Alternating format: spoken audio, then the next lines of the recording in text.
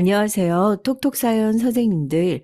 제가 힘든 시기에 톡톡사연을 보면서 버텼어요. 편안하고 따뜻한 성우님들 목소리로 들려주시는 사연들을 들으면서 이 세상에 저 홀로 남겨져 있다고 생각했던 그 순간들마다 함께 해주심에 너무 감사했었다고. 그래서 제가 애 하나 낳아놓고 나쁜 마음을 먹을 수밖에 없었던 그 순간들을 무사히 잘 견딜 수 있었다고 꼭 한번 얘기하고 싶었어요. 다들 얘기하면서 어디 사는 몇 살 누굽니다 이렇게 소개하잖아요.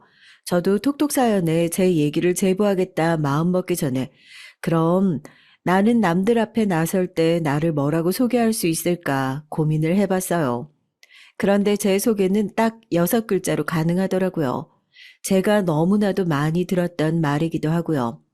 애 딸린 이혼녀. 남들이 저를 뒤에서 손가락질하면서 얘기하는데 사실 이제 막 6살 먹은 애 딸린 것도 맞고 이혼녀인 것도 맞으니까 저는 반박할 겨를이 없거든요. 그런데 저 6글자를 보는 순간 사람 편견이라는 게 참 그렇잖아요. 대번에 저 여자도 어지간히 굴곡 많고 시끄러운 인생을 살았겠구나. 대번 그런 생각이 들지 않으세요? 네, 맞아요. 저 이번에 톡톡 사연에 사연을 제보하게 된 게 이번에 생겼던 억울한 얘기를 일러 바치기 위해서도 있지만 제가 그동안 얼마나 힘들게 살았는지 저도 좀 속 터놓고 마음 편히 얘기 좀 해보고 싶어서요. 우선 애 딸린에 앞서 제가 이혼녀가 됐던 사연부터 소개를 해야 할 것 같아요. 이혼하신 분들은 다들 공감하실 거예요. 어디 나가서 제가 먼저 저 남편이랑 이혼한 지 거의 7년 가까이 돼갑니다. 이렇게 얘기를 하면 다들 그것부터 물어봐요. 왜 이혼했냐고요. 사람들은 꼭 둘 중에 누가 하자가 있는지 알아내고 싶기라도 한 사람들처럼 눈에 불을 켜고 이혼 사유를 물어보더라고요. 그게 너무 무례한 질문이라는 것도 모르고 말입니다. 사람들은 다 알아도 저희 애가 이제 6살이고 내후년이면 학교를 들어갈 나이니까 최대한 숨길 수 있으면 숨기고 싶은 마음이 컸어요. 이혼이 뭐 흠인 건 아니지만 그래도 손가락질 받고 그런 무례한 질문들을 버텨야 되는 건 저 하나로 충분하다 싶었거든요. 괜히 아직 어린아이까지 사람들한테 받지 않아도 되는 불쌍하다는 얘기와 눈빛을 받지 않았으면 싶었습니다. 그래서 누가 저한테 그런 무례한 질문을 물어보면 괜히 아이 눈치 보지 말고 어디 다른 데 가서 놀아라 하고 보내기도 하고 그냥 다른 부부들이 그렇듯이 성격 차이 때문에 헤어진 거다. 그렇게 얼버무리고 말았어요. 사실 전 남편과 저는 사이가 그렇게 나쁘지 않았죠. 그건 이혼을 한 지금도 마찬가지고요. 물론 저희가 어쩔 수 없는 부부 사이의 이유로 갈라서긴 했지만 아이를 생각해서 친아빠를 못 보게 하는 것도 어른들 간의 이기적인 마음이라고 생각도 들고 아이한테 못할 것 같아서 지금도 아빠가 바빠서 예전만큼 자주 볼 수는 없지만 네가 보고 싶다고 얘기하면 언제든지 만날 수 있게 해주겠다. 그렇게 약속을 할 정도예요. 뭐 면접 교섭권을 두고 싸우고 아이를 보여주지 않기 위해서 법정 다툼까지 가는 사람들도 있다고 하지만 저희는 그 정도로 척을 지고 살고 있지 않고요. 오히려 이혼을 하고 나서 원래 그랬던 것처럼 이 세상에서 누구보다도 서로를 위하고 아끼는 친한 친구 사이처럼 지낼 수 있게 된 것 같아서 좋더라고요. 넌 정말 재혼 안 할 거야? 아직 나이도 어리고, 물론 양육비야 내가 보내주겠지만, 그래도 젊은 여자 혼자서 애 키운다는 게 쉬운 일도 아니고, 괜히 우리 집 눈치 보거나, 나 때문에 그런 거면 더 늦기 전에 재혼을 하는 것도 좋지 않겠나 싶어서. 지금 누가 누굴 걱정하는 거야? 저기요, 본인이나 알아서 잘 사세요. 전 마누라 재혼 걱정이나 하시지 말고요. 그리고 뭐 내가 그 집 나오면서 이제 당신이랑 당신 집 눈치 다시는 안 보고 살 거다. 하늘에다 그렇게 맹세하고 나온 몸이야. 괜히 당신 신경 쓰여서 재혼 안 하고 여직 이렇게 버티고 있는 거 아니니까 괜히 쓸데없는 죄책감 같은 거 갖지 말라고. 사연을 들으시는 분들은 이게 무슨 할리우드에서 이혼한 연예인 부부 같은 대화냐 하시겠죠. 저희가 이 정도로 서로에게 아무런 감정이 남지 않았고 친하게 지내고 있다는 사실을 알려드리고 싶어서요. 이제는 웃으면서 서로 재혼 얘기도 하고 편하게 할 수 있고 요즘 만나는 사람은 따로 없는지 재혼하고 아이를 낳으면 더 늦기 전에 재혼을 해야 되지 않겠냐, 이런 얘기까지 할 수 있도록 누구보다 가깝게 지냈어요. 저희가 이혼 직전부터 지금까지 다니고 있는 상담센터에서도 아이를 위해서 그렇게 하는 게 좋다는 조언을 받기도 했고요. 그럼 이렇게 가까운 사이인데 대체 왜 이혼을 하게 됐냐? 이 얘기를 이제 안 꺼낼 수가 없겠네요. 사실 남편과 제 사이만 놓고 보자면 이혼할 이유는 크게 없었어요. 남편과 저는 어렸을 때부터 한 동네에서 자라던 소꿉친구였어요. 초등학교, 중학교, 고등학교, 하다못해 타지로 갔던 대학교까지 너 아니면 나한테 친구가 어디 있겠냐고 서로 그렇게 말하면서 붙어 다녀서 학창 시절에 둘이 사귀는 거 아니냐는 놀림을 항상 달고 다녔죠. 그때까지만 해도 서로에게 아무런 관심도 없었던 것 같아요. 그런데 대학에 올라가고 타지 생활을 시작하다 보니까 항상 제가 힘들고 무슨 일이 있어도 도움이 필요할 때에는 항상 전 남편이 제 곁에 있어준다는 사실을 알게 된 거죠. 사람과 사람의 관계가 참 신기한 게요. 정의 내리는 대로 바뀌는 것 같아요. 그 전까지만 하더라도 우리는 아무 사이도 아니다. 우리는 아무 관계도 아니다. 그렇게 생각을 했었고 정말 남자로서 느껴지지 않고 우스갯소리로 같이 목욕탕도 갈 수 있다 했었거든요. 그런데 그렇게 얘가 어쩌면 좀 멋있게 보일 수도 있겠다. 학교 다닐 때와 다르게 꽤나 남자다워진 것 같다 신경을 쓰기 시작하니까 그때부터는 정말 남자로 느껴지는 거예요. 혼란스러움을 느낀 제가 먼저 전 남편을 피해 다니기 시작했고 그런 저를 이상하게 생각했던 전 남편의 계속된 추궁에 에라 모르겠다 하는 심정으로 마음을 고백하고 마침 저에게 알 수 없는 감정이 싹트고 있었던 전 남편과는 그렇게 연인 사이로 발전하게 됐습니다. 정말 제 20대 청춘을 돌아보면요. 전 남편이 없었던 순간이 단 한순간도 없었던 것 같아요. 처음 가봤던 해외여행, 처음 먹어봤던 파스타, 처음 걸어봤던 덕수궁 돌담길, 이렇게 앞에 처음이 붙는 것들을 해볼 때에는 늘 제 곁에는 전 남편이 있었죠. 어느 순간 함께한 처음의 순간들이 계속됐으면 좋겠다. 이 사람이랑 인생에서 마지막 순간들에도 함께했으면 좋겠다는 생각이 들어 저희 둘 다 번듯한 직장이 생기고 난 뒤에 결혼을 준비하게 됐습니다. 저 여기다 사연 보내면서 처음 얘기하는데요. 사실 저희 부모님도 이혼을 하셨거든요. 두 분 성격 차이로 이혼을 하게 되고 너무 젊은 날에 저를 덜컥 가지셨던 엄마가 외갓집에다가 저를 거의 버리다시피 하고 집과는 인연을 끊고 살아서 전 어렸을 때부터 외할머니 손에 자라왔어요. 물론 부모님이 안 계시고 가족한테 버림받았다는 생각이 종종 들 때가 있었지만 그래도 그런 저희 집안 사정 때문에 부끄럽고 떳떳하지 못한 건 하나 없다고 생각했거든요.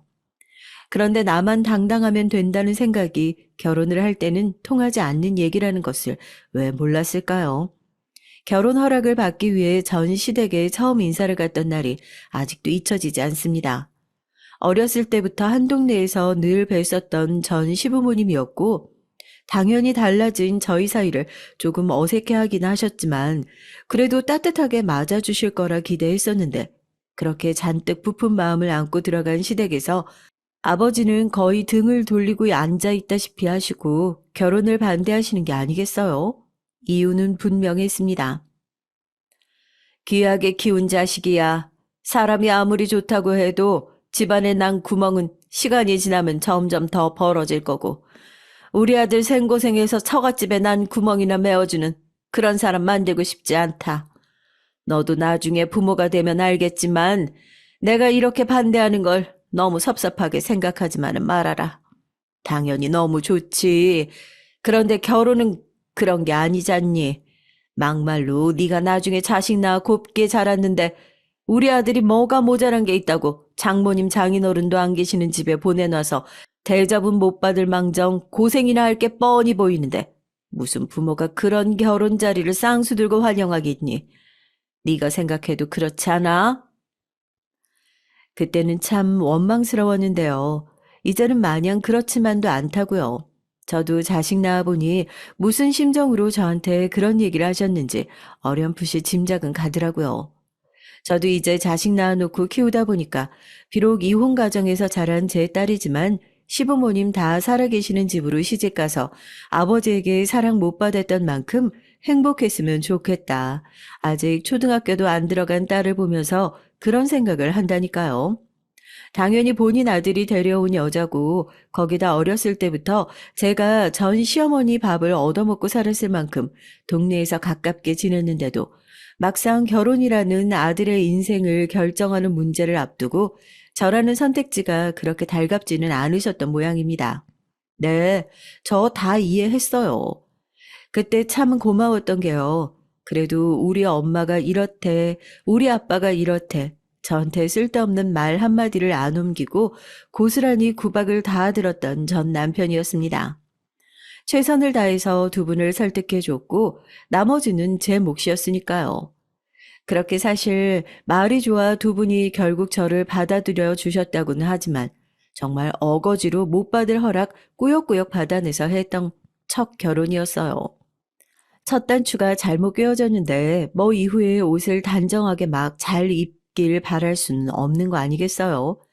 시작부터 반대했던 결혼이었고 결혼식장에서 대부분 신부 쪽 부모님이 아 이제 우리 딸이 남의 식구가 되는구나 하고 눈물을 흘리는데 정말 시어머니가 외할머니만 덜렁 앉아 계시는 혼주 쪽에 남편이 인사하는데 오열을 하셔서 민망함에 얼굴이 달아올랐던 게 제 잘못 기운 첫 단추였는지도 모르겠습니다. 무슨 사연 있는 거 아니냐면서 무슨 시부모님이 저렇게 우는 결혼식이 어디 있냐고 사람들이 수군거리고 난리도 아니었어요, 참. 대학을 졸업하고 학습지 교사 일을 하고 있던 저에게 학습지 교사 그거 얼마나 본다고 시댁으로 들어와서 시집살이 하면서 남편 내조나 해라 하시길래 어떻게든 시댁에 예쁨 받고 싶었던 저는 멀쩡히 다니던 직장까지 그렇게 관두고 시집살이를 시작했습니다. 그때 아마 제가 일을 계속 다니는 게 좀 더 나았을 수도 있겠다 싶더라고요.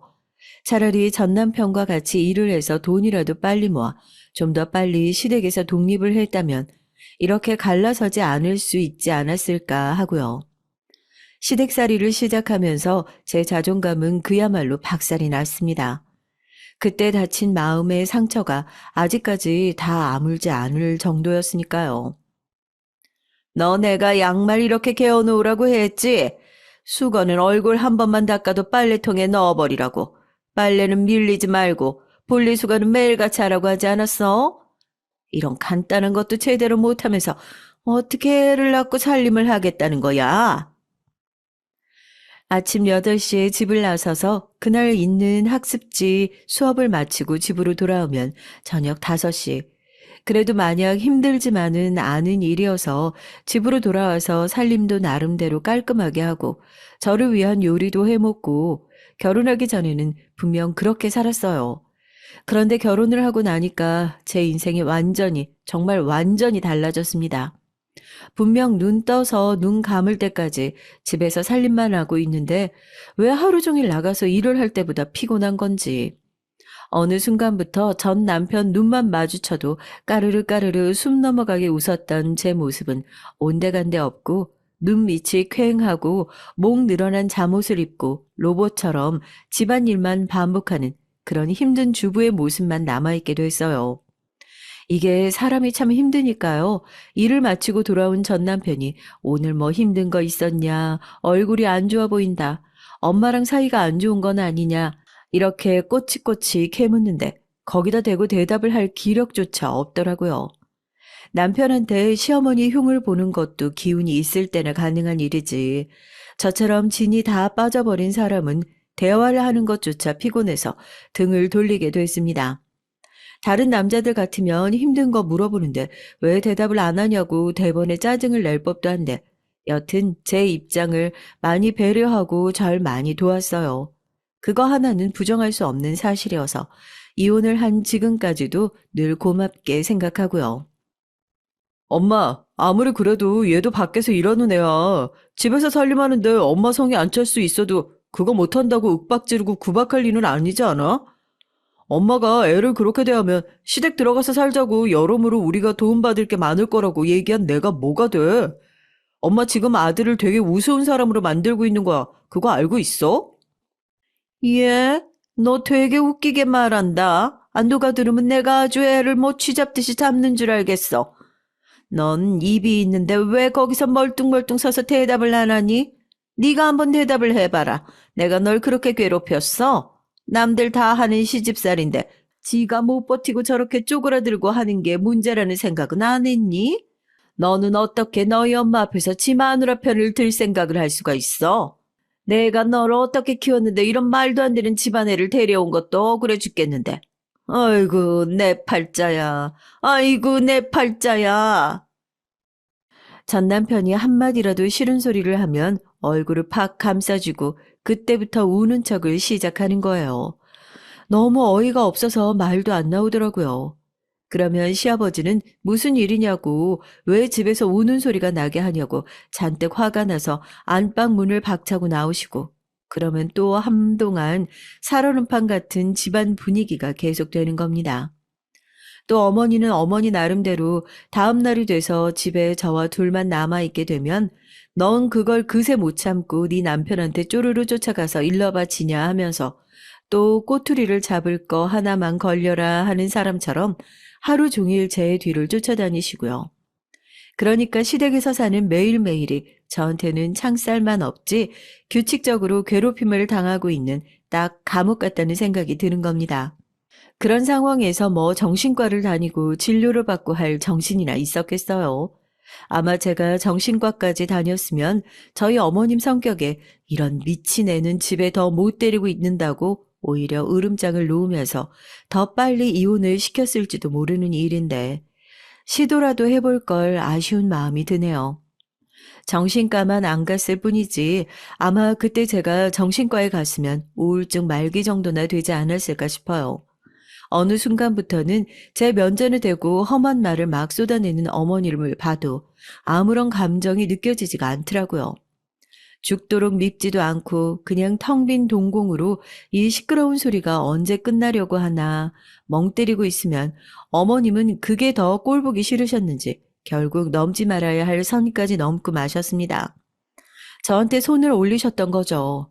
이제는 말귀를 못 알아듣기로 작정을 한 거냐면서 그렇게 멍하게 서 있어서 왜 보고 있는 사람을 미치게 만드냐고 하루 종일 저를 쫓아다니면서 이렇게 정신 나간 사람으로 만든 건 어머니인데 왜 저한테 사람을 미치게 만드냐고 물어보니까 할 말이 없는 거예요. 어머님의 손찌검에 거실 바닥에 나가 떨어지고 널브러져 있는데 막 웃음이 나오더라니까요. 이 상황이 너무 우습고 어이가 없어서요. 그날도 저녁 준비를 했는데 뭐가 마음에 들지 않으셨는지 제 손에서 밥그릇을 탁 빼앗아서 싱크대에 팍 엎어버리시더라고요. 하루 종일 자기 속을 긁어놨으니까 밥이라도 굶어서 사죄를 받아야겠다고요. 내 아들이 벌어다 준 돈으로 이 밥도 먹는 건데 자기가 이 정도 벌은 줄 수 있는 거 아니냐면서요. 그래도 손을 올리거나 시끄럽게 하는 건 아니니까 밥은 굶으면 그만이지 하고 다 포기한 사람처럼 식탁에 멍하니 앉아 있었어요. 그때 전 남편이 제 손을 붙잡고 일으키더라고요. 이 미친 집구석에서 하루라도 더 저를 살게 하려고 했던 본인이 너무 싫고 원망스럽다고요. 지금 밥 먹다 말고 뭐 하는 짓이냐고 식탁에서 고래고래 소리를 지르는 전 시부모님을 뒤로하고 저희는 호텔로 잠시 피신을 했습니다. 너무 미안하다. 너무 미안해. 내가 일한다는 핑계로 네가 이 정도까지 죽어갈 때까지 방관하고 있었던 것도 너무 미안하고 저런 사람들이 내 부모라는 사실도 그냥 너무 미안하다. 나한테 시집 오고 나서 한순간이라도 행복한 시절이 있긴 있었니? 지금 네 얼굴을 보면 나랑 결혼을 한 이후로 매일같이 마른 단무지처럼 말라 비틀어지는데 더 이상 난 이 집에서 나랑 더 같이 살아달라 그 소리는 못하겠어. 지금 당장 친정으로 돌아갈 수 있는 상황도 아니니까 여기서 잠깐 묵어. 여기 내 카드 두고 갈 테니까 먹고 싶은 것도 실컷 먹고 빨래 같은 것도 호텔에 전부 맡기고 아무것도 신경 쓰지 말고 집에서 못했던 것 다 해봐. 나머지는 내가 다 정리하고 잠깐씩 들를게. 그렇게 전 남편은 카드 한 장을 두고 나머지 상황은 본인이 정리하겠다 호언장담을 하고 나갔어요. 호텔 생활은 한 2주 정도 한 것 같아요. 처음에는 눈 떠서 아무것도 안 해도 된다는 사실이 너무 어색해서 하루 종일 호텔 방 안에서 아무것도 안 하고 아무것도 안 먹고 멍하니 있었습니다. 전 남편이 이럴 줄 알았다면서 카드 결제 문자가 하나도 안 오면 자기가 이렇게 찾아와서 귀찮게 할 거니까 다른 거 하기 싫어도 밥은 꼭 챙겨 먹으라고, 나가서 먹기 싫으면 호텔에서 시켜 먹기라도 하라고 으름장을 놓고 갔죠. 뭐 긴 시댁 생활에서 당했던 거에 비하면 새 발을 피웠지만 그래도 전 남편이 어떤 마음으로 저를 호텔에 집어넣어 놓은 건지 조금은 알 것 같기도 하고요. 하루 종일 시댁 식구들과 마주칠 일 없으니까 마음이 좀 많이 편안해지더라고요. 그리고 그렇게 딱 2주 후에 전 남편이 이혼 서류를 들고 왔습니다. 제가 집에 와서 한 게 뭐가 있다고 재산 분할까지 해주냐고, 나는 괜찮다고 손사래를 치는데 결국 본인 어머니 때문에 직장까지 관두지 않았냐면서 당장 나랑 이혼하고 갈라서면 뭐 해먹고 살 거냐, 오히려 저를 안쓰러워하기까지 하더라니까요. 그렇게 저는 전 남편과 큰 싸움 없이 이혼을 하게 됐습니다. 물론 그 이후에도 또 평탄한 길만 걸었던 건 아니에요. 재산 분할을 해준 걸 알게 된 전 시모가 네가 내 아들이랑 살면서 해준 게 뭐가 있냐고 핸드폰 번호를 바꾼 건 또 어떻게 알아내서 매일같이 협박을 하는 통에 어쩔 수 없이 경찰서에 신고도 했어요. 심지어 이혼하고 난 이후에 임신 소식을 알게 됐을 때는 정말 세상이 끝났다 싶더라고요. 이혼을 한 것 하나만으로도 이제 평생 이혼녀 딱지를 달고 살아가게 생겼는데 애 딸린 이혼녀라니요. 이 소식을 알게 된 전 남편의 충격도 어마어마했습니다. 저희 집에 찾아와서 한 번만 본인을 용서해주면 안 되겠냐면서 얼마나 울었는지 몰라요. 아이가 있는 줄 알았다면 독립을 하든 뭘 하든 어떻게든 이 가정을 지켰어야 했는데 그러지 못해서 너무 미안하다고요. 이미 다 지나간 일이기도 하고 저도 아이를 무기 삼아서 결혼 생활을 다시 이어가 보자 하는 마음은 추호도 없었기에 그래도 아이 친아빠로서 애가 아빠에 대해서 궁금해할 때 그냥 얼굴이나 내비추는 정도로 그렇게 지냈으면 좋겠다 했습니다. 그렇게 지금의 관계가 만들어진 거예요. 참 어렵고 힘들었죠. 그 후에도 뭐 네가 뭔데 내 아들을 이혼남 소리를 듣게 만드냐. 애는 진짜 얘 애가 맞냐. 양육비 뜯어내려고 어디 남의 애 데려다가 협박하는 거 아니냐. 차마 입에도 못 담을 폭언들이 이어졌지만 이혼을 하고 나니까 오히려 경찰에 신고하는 게 더 빠르게 해결된다는 걸 알게 됐어요. 중간에서 전 남편한테 일러 바치기보다 바로바로 시어머니에게 이혼한 마당에 왜 그런 소리까지 듣고 있어야 되냐? 경찰에 신고해야겠다. 소리 뻑 질러버리고 경찰에 전화를 하니까 그렇게 몇 번 신고가 들어가고 난 이후에는 저한테 연락조차 하지 않더라고요. 참 세상에서 제일 더럽고 질긴 인연이 이혼한 전 시댁과의 인연이라는 돌싱들의 말이 온몸으로 와닿는 계기였습니다. 이혼을 하고 나서 제 인생은 완전히 달라졌어요. 저는 평생 모성애라는 것을 모르고 살 줄 알았는데 아이를 낳고 제 종아리 길이도 안 되는 작은 아이가 울고 엄마라고 손가락을 끌어당기고 하는 모습을 보면서 없었던 모성애가 생기기 시작하더라고요. 다른 건 몰라도 이 아이 하나만큼은 완벽하게 키워내 보겠다. 따뜻하게 안아줄 아버지가 없고 할머니가 없고 하더라도 그 사랑 내가 그만큼 더 주면 그만이다 하는 마음으로 정말 혼자서 딸아이 열심히 키웠습니다. 학습지 교사 일을 다시 시작하면서 아이를 데리고 다닐 수도 없는 노릇이었으니 저는 동네 구멍가게 일부터 시작했던 것 같아요. 애가 너무 어리고 봐줄 사람이 없어서 떼놓고 다닐 수가 없다고. 울지도 않고 얌전한 애고 애 본답시고 일 안 하고 그런 일 없을 테니까 한 번만 좀 봐달라고. 그렇게 사정사정해서 슈퍼 일을 하게 됐고 그래도 동네 사람들이 요즘 사람들과는 다르게 참 따뜻하고 좋으신 분들이었거든요. 뭐 어디 새댁이 하나 있는데 이혼하고 혼자서 애를 키운단다. 애 먹여 살린다고 일을 하는데 애를 어디 봐줄 데가 없다고 하더라. 그렇게 소문이 한번 나기 시작하니까 저를 도와주시겠다는 분들이 여기저기서 나타났습니다.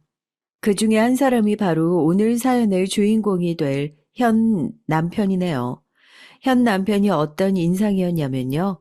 처음 만났을 때 저 사람은 신부님인가 목사님인가 싶을 정도였다니까요. 이혼을 하고 이사 온 동네에서 남편은 교회에 딸린 위탁 아동 보육시설을 운영하고 있는 원장이었습니다. 저희 애는 정말 순하고 착해서 속 썩이고 그럴 일 없을 거예요. 저 다른 분들께 들었는데 원장님께서도 이혼하시고 혼자 아기 키우신다고요? 누구보다 제 심정 잘 아실 거라고 생각해서 부탁하는 심정으로 여기 찾아왔어요. 마음 편히 애 위해서 일 좀 할 수 있게 도와주세요. 이게 뭐 얼마나 돈이 되겠어요? 끼케야 나라에서 나오는 지원 수당이 전부인데. 그것도 애들 간식 사 먹이고 뭐 하고 하다 보면 금방 돈이 나요. 그러면 제 돈 가져다가 그냥 쓰는 거죠. 다른 건 몰라도 애들 굶기고 예뻐하지 않을까 걱정하지 않으셔도 됩니다. 제가 정말 애들을 좋아하거든요. 그래서 하는 일인 만큼, 우리 애기 이름이 시원이라고요? 시원이도 제가 잘 돌볼게요. 어머님 편하게 일하세요. 보육시설이라고 하면 애들도 제대로 안 돌볼 것 같고 조금 걱정되는 부분들이 있었는데 인자하게 웃으면서 본인이 아이들을 너무 좋아해서 손해보면서도 이 일을 할 수밖에 없다고 말하는 남편의 모습에 조금은 안심이 되더라고요. 그렇게 처음 남편과 인연이 이어지게 됐습니다. 아이가 조금씩 커가는 모습을 보면서 저도 그 동네에서 슈퍼 일이며 반찬가게 일이며 뭐 주말에 누가 아파서 못 나간다고 하면 그 집 가서 일 대신 해주기도 하고 그렇게 조금씩 동네에 뿌리를 내리기 시작했어요. 삶의 여유가 좀 생기니까 주말에 집에만 있기보단 애 안고 교회라도 나가서 우리 애 앞으로 행복하게 잘 살게 해달라고 기도라도 좀 해야겠다. 그런 생각으로 교회를 나갔는데 거기서 또 남편을 우연히 만나게 된 겁니다. 자기도 여기를 다닌다고 그렇게 반가워하더라고요. 기도하러 오셨어요? 이런 인연이 다 있네요. 저도 이제 막 나온 거거든요. 아무래도 동네에 교회가 여기 하나밖에 없다 보니까 제가 뭐 도울 수 있는 일이 있을까 하고요. 세상에 어렵게 사는 사람이 얼마나 많은데 서로 조금씩 돕고 살다 보면 다 같이 잘 사는 날도 오지 않겠어요? 어떻게 맨날 힘들게 살기만 하겠어요. 그 인자한 모습에 제가 깜빡 속았다고 해야 맞겠네요. 네, 거의 목사님이 아니라 스스로 경지를 초월한 종교인 마냥 인자하게 웃는 남편의 모습에 껌뻑 넘어갔습니다. 누가 그러더라고요. 자기 입으로 나는 이거 싫어한다 하는 사람을 피하래요. 나는 이런 자리 욕심 없다, 이런 자리 나는 싫다 하는 사람이 그 자리에 제일 욕심내는 사람이고 나는 돈 싫다, 돈 생각하고 이런 일 하는 거 아니다 하는 사람이 사실 알고 보면 돈 제일 밝히는 돈 때문에 결국 그 일을 하는 사람이라고요. 그런 당연한 이치인데 제가 왜 그 시기는 험난한 시댁에서 이제 막 발을 뺐던 시기라서 정신이 오락가락했었나 봐요. 그런 당연한 이치를 눈앞에 두고도 제대로 보지 못했던 건 정말 순전히 제 탓이었으니까요. 그렇게 다시 연애는커녕 남자라는 생명체를 믿지 못할 거라고 생각했던 저에게도 조금씩 변화가 생겼습니다. 외로운 사람들끼리 서로 돕고 사는 거 아니겠냐면서 주말마다 아이들을 데리고 같이 놀러 가자고 연락이 와서 아무런 생각 없이 같이 놀러 다녔죠. 같은 처지에 있는 사람이라서 더 그랬을까요? 이상하게 말도 더 잘 통하고 다른 사람들한테 괜히 책 잡힐까봐 두려워서 말하지 못했던 것들도 조금은 마음 편하고 속 시원하게 얘기할 수 있는 게 신기했습니다. 서로 이혼은 왜 했는지, 아이는 있는데 연락은 하고 지내는지 이런저런 것들을 물어보니까 저랑 전반적인 처지는 비슷하지만 딴판인 인생을 살고 있다는 생각이 들더라고요. 나도 이 동네로 이사 온 지 얼마 안 됐어요. 그래서 더 신경이 많이 쓰이더라고요. 혼자 일하면서 애 본다는 게 얼마나 어려운 일인지 제가 더 잘 알잖아요. 이혼은 아내가 바람을 펴서 헤어졌어요.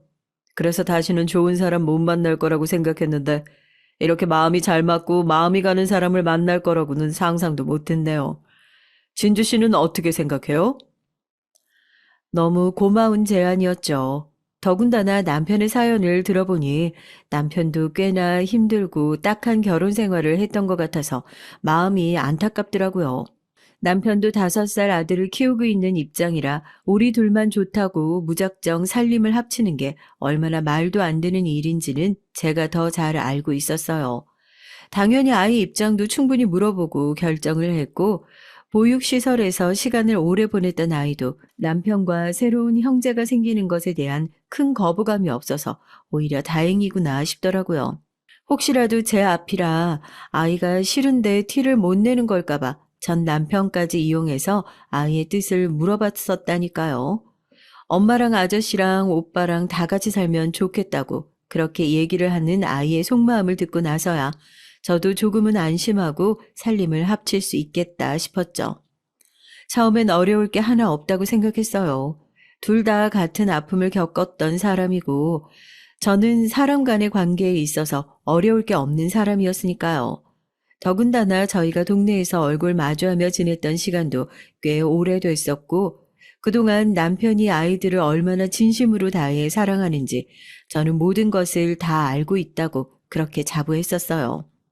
그동안 내가 시댁 생활을 하면서 겪어보지 못했던 부부간의 따뜻한 정, 그리고 서로 부족한 부분을 채워주며 살아가고 있지 않을까, 마치 신혼으로 돌아간 것 같은 느낌의 설렘으로 가득한 하루하루였습니다.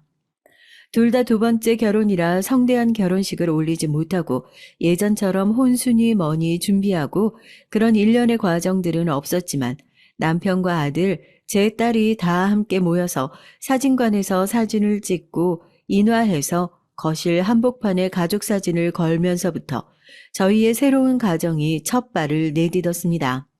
저도 사연을 쓰면서 여러분들에게 고백하고 반성할 부분이 하나 있는데요. 바로 육아에 대한 부분입니다. 살림도 육아도 오롯이 저 혼자 감당해야 할 몫이었던 지난 날들과 달리 살림을 합치고 나니까 육아에 대한 부담이 많이 줄었다고 해야 할까요? 보육시설을 운영하면서 애 보는 일이나 살림에 대해서는 일가견이 있는 남편이라 자연스럽게 역할이 나누어지게 됐어요. 저는 나가서 애의 신경을 안 쓰고 종일 일을 할 수 있는 직장을 얻게 됐고, 그 돈으로 전보다는 집으로 들어오는 돈이 많아지니까 그동안 살아왔던 것보다는 조금 더 여유가 생기기도 했고요. 자연스럽게 가장의 역할이 저한테 넘어간 느낌이라고 해야 하나요? 집에만 있으면 월급을 척척 가져다 주는 전 남편이 생각나지 않냐, 그런 소리를 주변에서 많이 들었는데 맹세코 그런 생각은 단 한순간도 해본 적이 없습니다. 오히려 어떻게 하면 일을 더 늘릴 수 있고 어떻게 하면 돈을 더 많이 주는 직장으로 이직을 해서 가족들이 좀 더 좋은 환경에서 살 수 있을까? 더 궁리하면 궁리했지 그런 야가 빠진 생각은 해본 적도 없어요. 남편이 데리고 온 아이지만 저 정말로 그 아이도 제 친아들이라고 생각하고 딸아이랑 단 한순간도 차별하면서 대했던 적이 없습니다. 오히려 눈치 빠르고 자존심 강한 아들이 혹시라도 괜한 오해를 할까 싶어 딸에게 미안하지만 아들을 먼저 더 챙기고 따로 데리고 나가서 데이트 아닌 데이트도 하고 제가 이렇게 아들에게 잘하는 모습을 보여주면 저희 남편도 우리 딸한테 조금은 더 신경 써서 잘 해주지 않을까 그렇게 생각을 했었거든요. 아들한테 잘해준 의도가 100% 아들이 예뻐서는 아니었지만 이혼 가정이 재혼을 하게 되면서 아이들이 받을 수도 있는 상처를 최소화했으면 좋겠다. 그게 제 의도였어요. 남편에게도 늘 이 부분에 대해서 얘기를 했으니까 누구보다 제 마음을 잘 알 거라고 생각했고요. 그런데 말입니다. 제가 그렇게 바깥으로 나돌고 남의 집 애한테 환심을 좀 얻어보겠다고 그렇게 애를 쓰고 있을 동안 정작 하나밖에 없는 제 소중한 딸아이 신경을 못 쓰고 있었던 거예요. 엄마로서의 자격이 없다고 손가락질을 하시고 욕을 바가지로 하셔도 달게 받겠습니다. 잘 해보려는 마음밖에 없었는데 이렇게 나쁜 결과가 생길 거라고는 상상도 하지 못했으니까요. 일반 회사에 입사를 하고 사무직으로 일을 하면서 저도 회사에서 야근이라는 것을 하기 시작했어요. 집에 들어가면 남편과 아이들과 인사를 하고 같이 저녁을 먹고 아이들에게 오늘 재밌게 놀았는지 물어보고요. 아주 소름 끼칠 만큼 평범하디 평범한 일상이었죠. 전 이 일상이 깨지는 것을 원치 않아서 본 것도 못 본 척하고 다시 생각해 보니까 그랬던 것 같아요.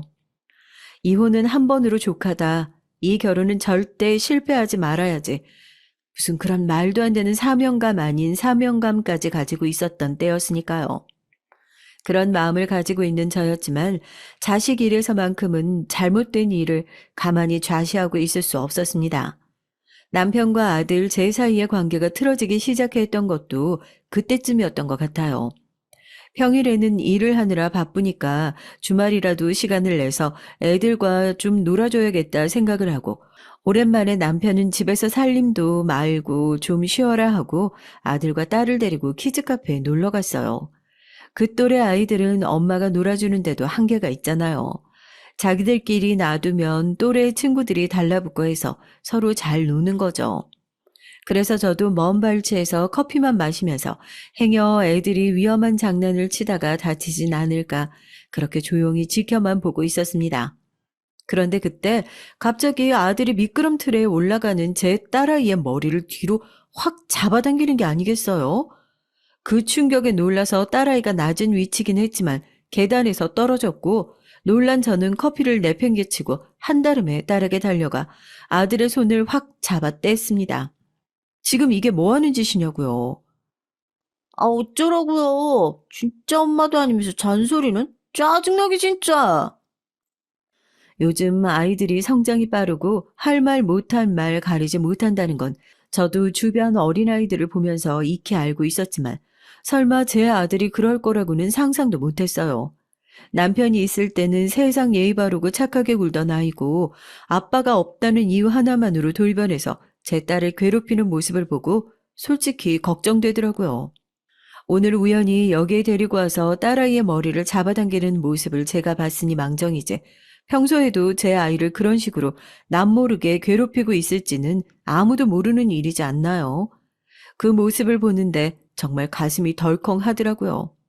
딸도 놀라서 눈물을 뚝뚝 쏟고 아이를 안고 평소에도 오빠가 너 이렇게 괴롭혔니 하니까 아니라고 고개를 막 저어요.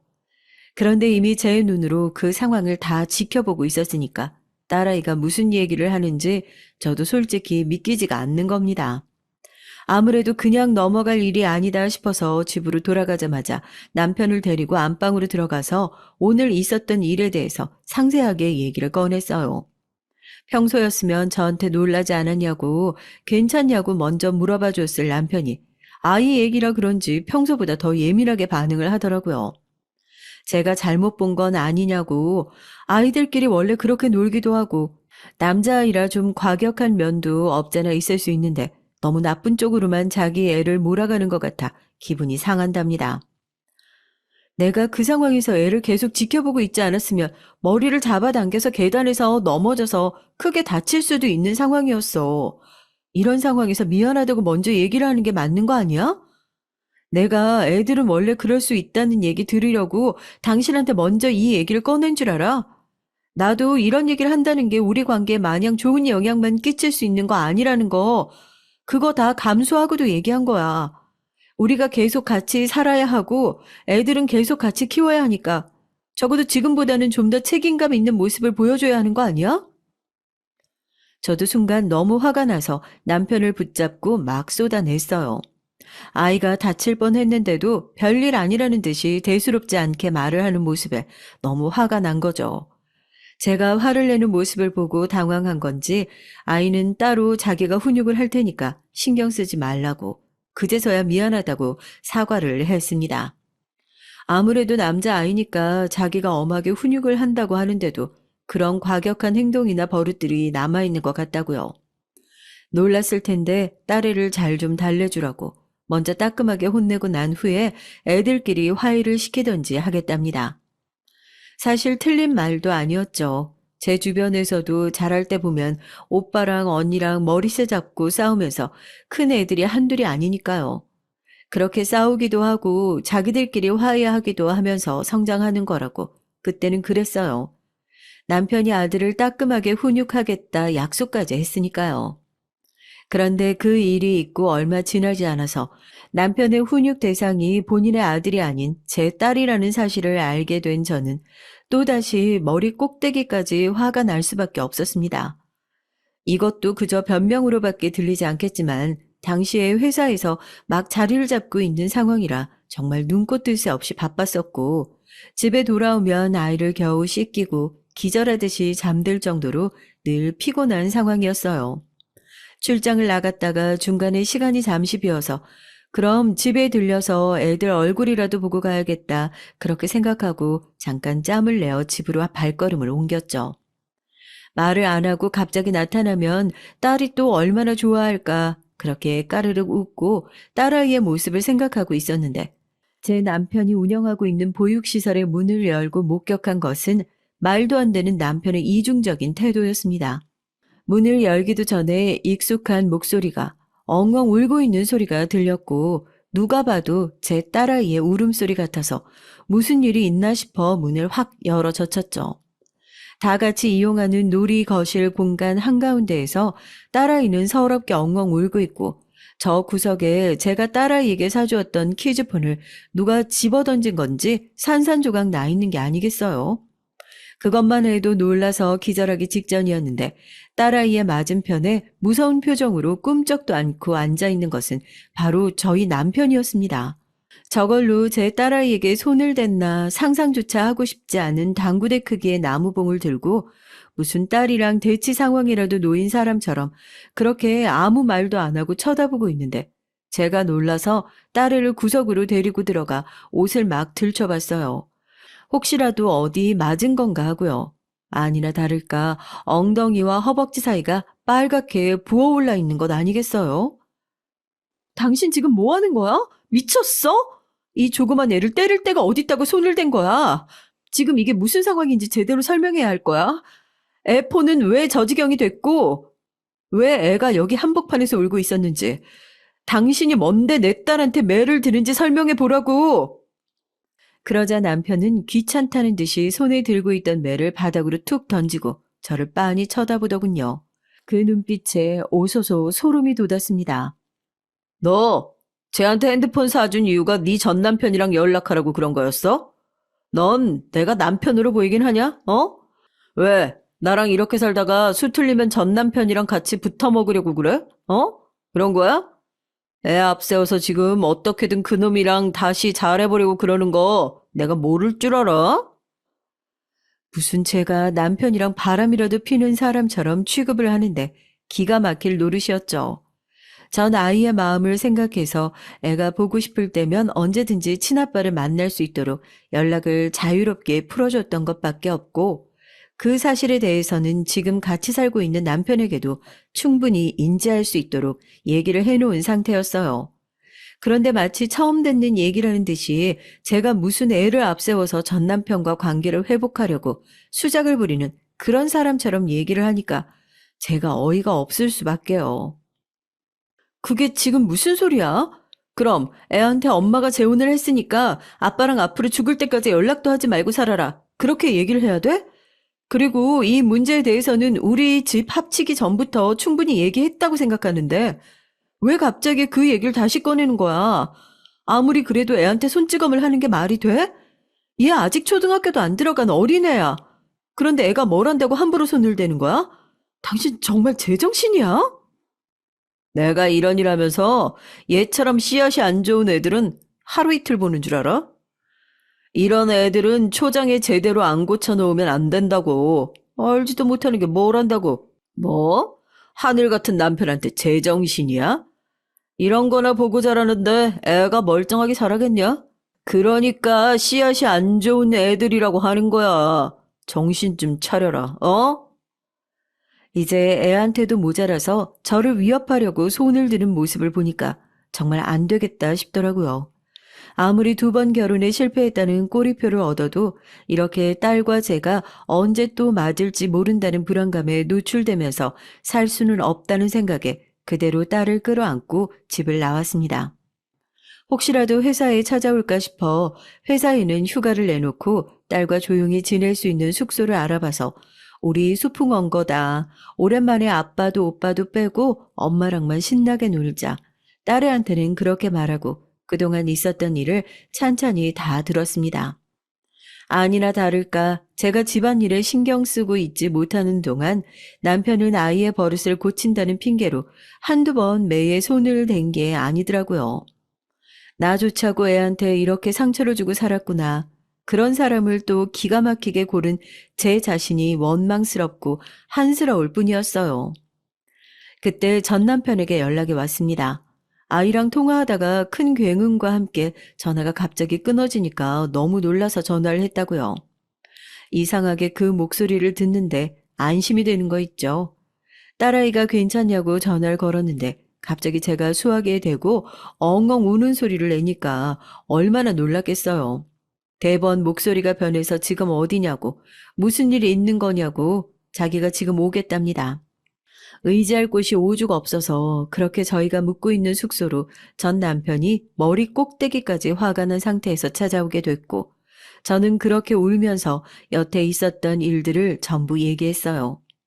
당신이 나를 욕하고 뭐라고 해도 되는데 앞으로 딸이랑 어떻게 안전하게 살아야 될지 그걸 모르겠다고요. 여기서 이러고 있을 게 아니라 정말 딸 생각만 하면 지금 당장이라도 그 인간 어디 못 돌아다니게 경찰에 신고라도 해야지. 엄마란 사람이 이렇게 마음 약하게 애 붙들고 계속 울고 있을 거야? 동네가 얼마나 좁은데 그 사람이 마음만 먹고 찾으면 잡혀서 그냥 그 집으로 다시 들어가서 똑같이 살 거야? 아니잖아. 울고 있지 말고 생각을 해야지. 전 남편의 다그침에 저도 정신이 조금씩 돌아오는 느낌이었습니다. 그렇게 남편을 신고하고 안전하게 이별하기 위한 준비를 하기 시작했어요. 전 남편이 중간에서 그걸 참 많이 도와줬고요.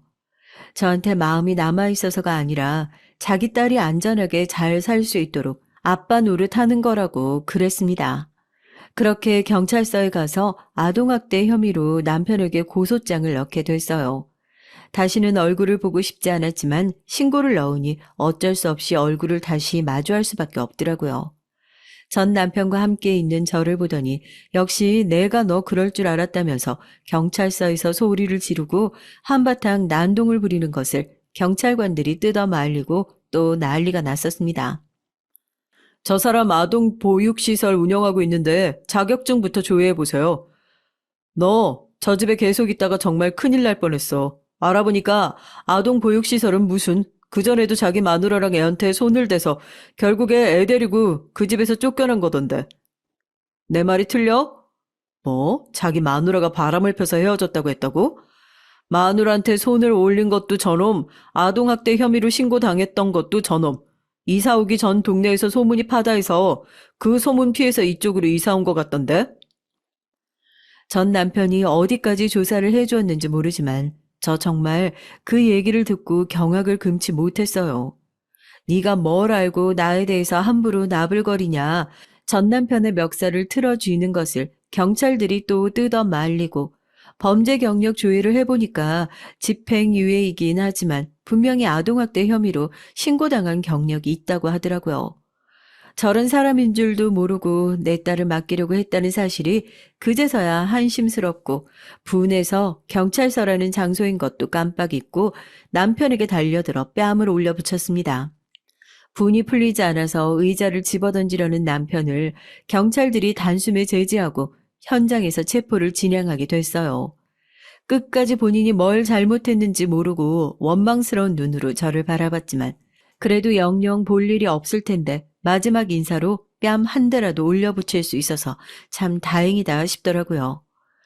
그렇게 두 번째 남편과의 지독한 인연은 아이 아빠인 전 남편 덕분에 무사히 잘 마무리될 수 있었어요.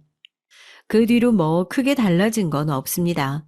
남편은 혐의가 인정받았고 보육시설은 문을 닫았고 짐도 제대로 챙기지 않고 야반도주하듯이 또 이사를 갔다는 얘기만 들었어요.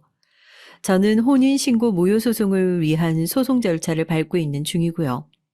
아직도 전 남편과는 친구처럼 지내면서 아이 문제를 함께 상의하는 든든한 동반자가 되었습니다. 이번 일을 통해서 오히려 부모라는 건 이혼이라는 법이 갈라놓더라도 뗄래야 뗄 수 없는 사이가 된다는 사실을 다시 한번 깨달았고, 그리고 제 인생에 그런 사람은 전 남편 한 명으로도 충분히 족하다는 결론을 내리게 됐어요. 이제 아이가 다 자라고 좋은 짝을 만날 때까지 제가 새로운 남자를 만나 인연을 이어갈 일은 전혀 없지 않을까, 그런 생각이 드네요. 누구한테는 사연이 끝날 때까지도 이해가 되지 않는 관계일 수 있지만 앞으로도 전 남편과 아이 부모로서 최선을 다하면서 그렇게 가깝고도 멀게 잘 지내볼까 합니다. 안녕하세요. 저는 50을 바라보고 있는 40대 여자입니다. 저는 어릴 적에 흔하게 읽었던 동화책에서나 나올 법한 주인공과 비슷한 팔자를 타고난 아이였어요. 왜 있잖아요. 신데렐라는 어려서 부모님을 잃고요. 로 시작하는 노래 속 신데렐라처럼 말이죠. 전 엄마가 없었습니다. 엄마는 제가 돌이 지나자마자 집을 나갔대요. 남들은 다 저를 엄마 없는 애라고 불쌍해했지만 사실 전 기억도 나질 않는 엄마가 없다고 해서 슬프지는 않았죠.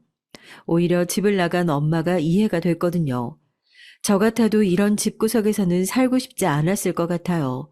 매일 사고만 치는 알코올 중독 남편을 데리고 사는 것도 모자라서 입만 열었다 하면 막말을 쏟아내는 시어머니까지 모시고 살았으니 얼마나 힘들었겠어요. 거기다가 지금이야 먹고 사느라 바빠서 다 집을 나가게야 했지만 당시에는 삼촌하고 고모까지 같이 살았다고 하더라고요. 저희 아버지는 결혼하기 전부터 작은 사업을 하셨었는데 결혼하고 얼마 되지 않아 보증을 잘못 써서 다 망했대요. 그때 마침 제가 태어난 지 얼마 안 됐을 때였는데 할머니는 아버지가 잘못해서 다 날려버린 걸 가지고 애꿎은 엄마를 구박하셨나 보더라고요. 누가 말해주지 않아도 제가 모를 수 없는 게 지금까지도 할머니는 아버지가 저렇게 된 게 다 엄마와 제 탓이라고 하셨어요. 툭 하면 제 앞에서 저까지 싸잡아서 엄마 욕을 했습니다.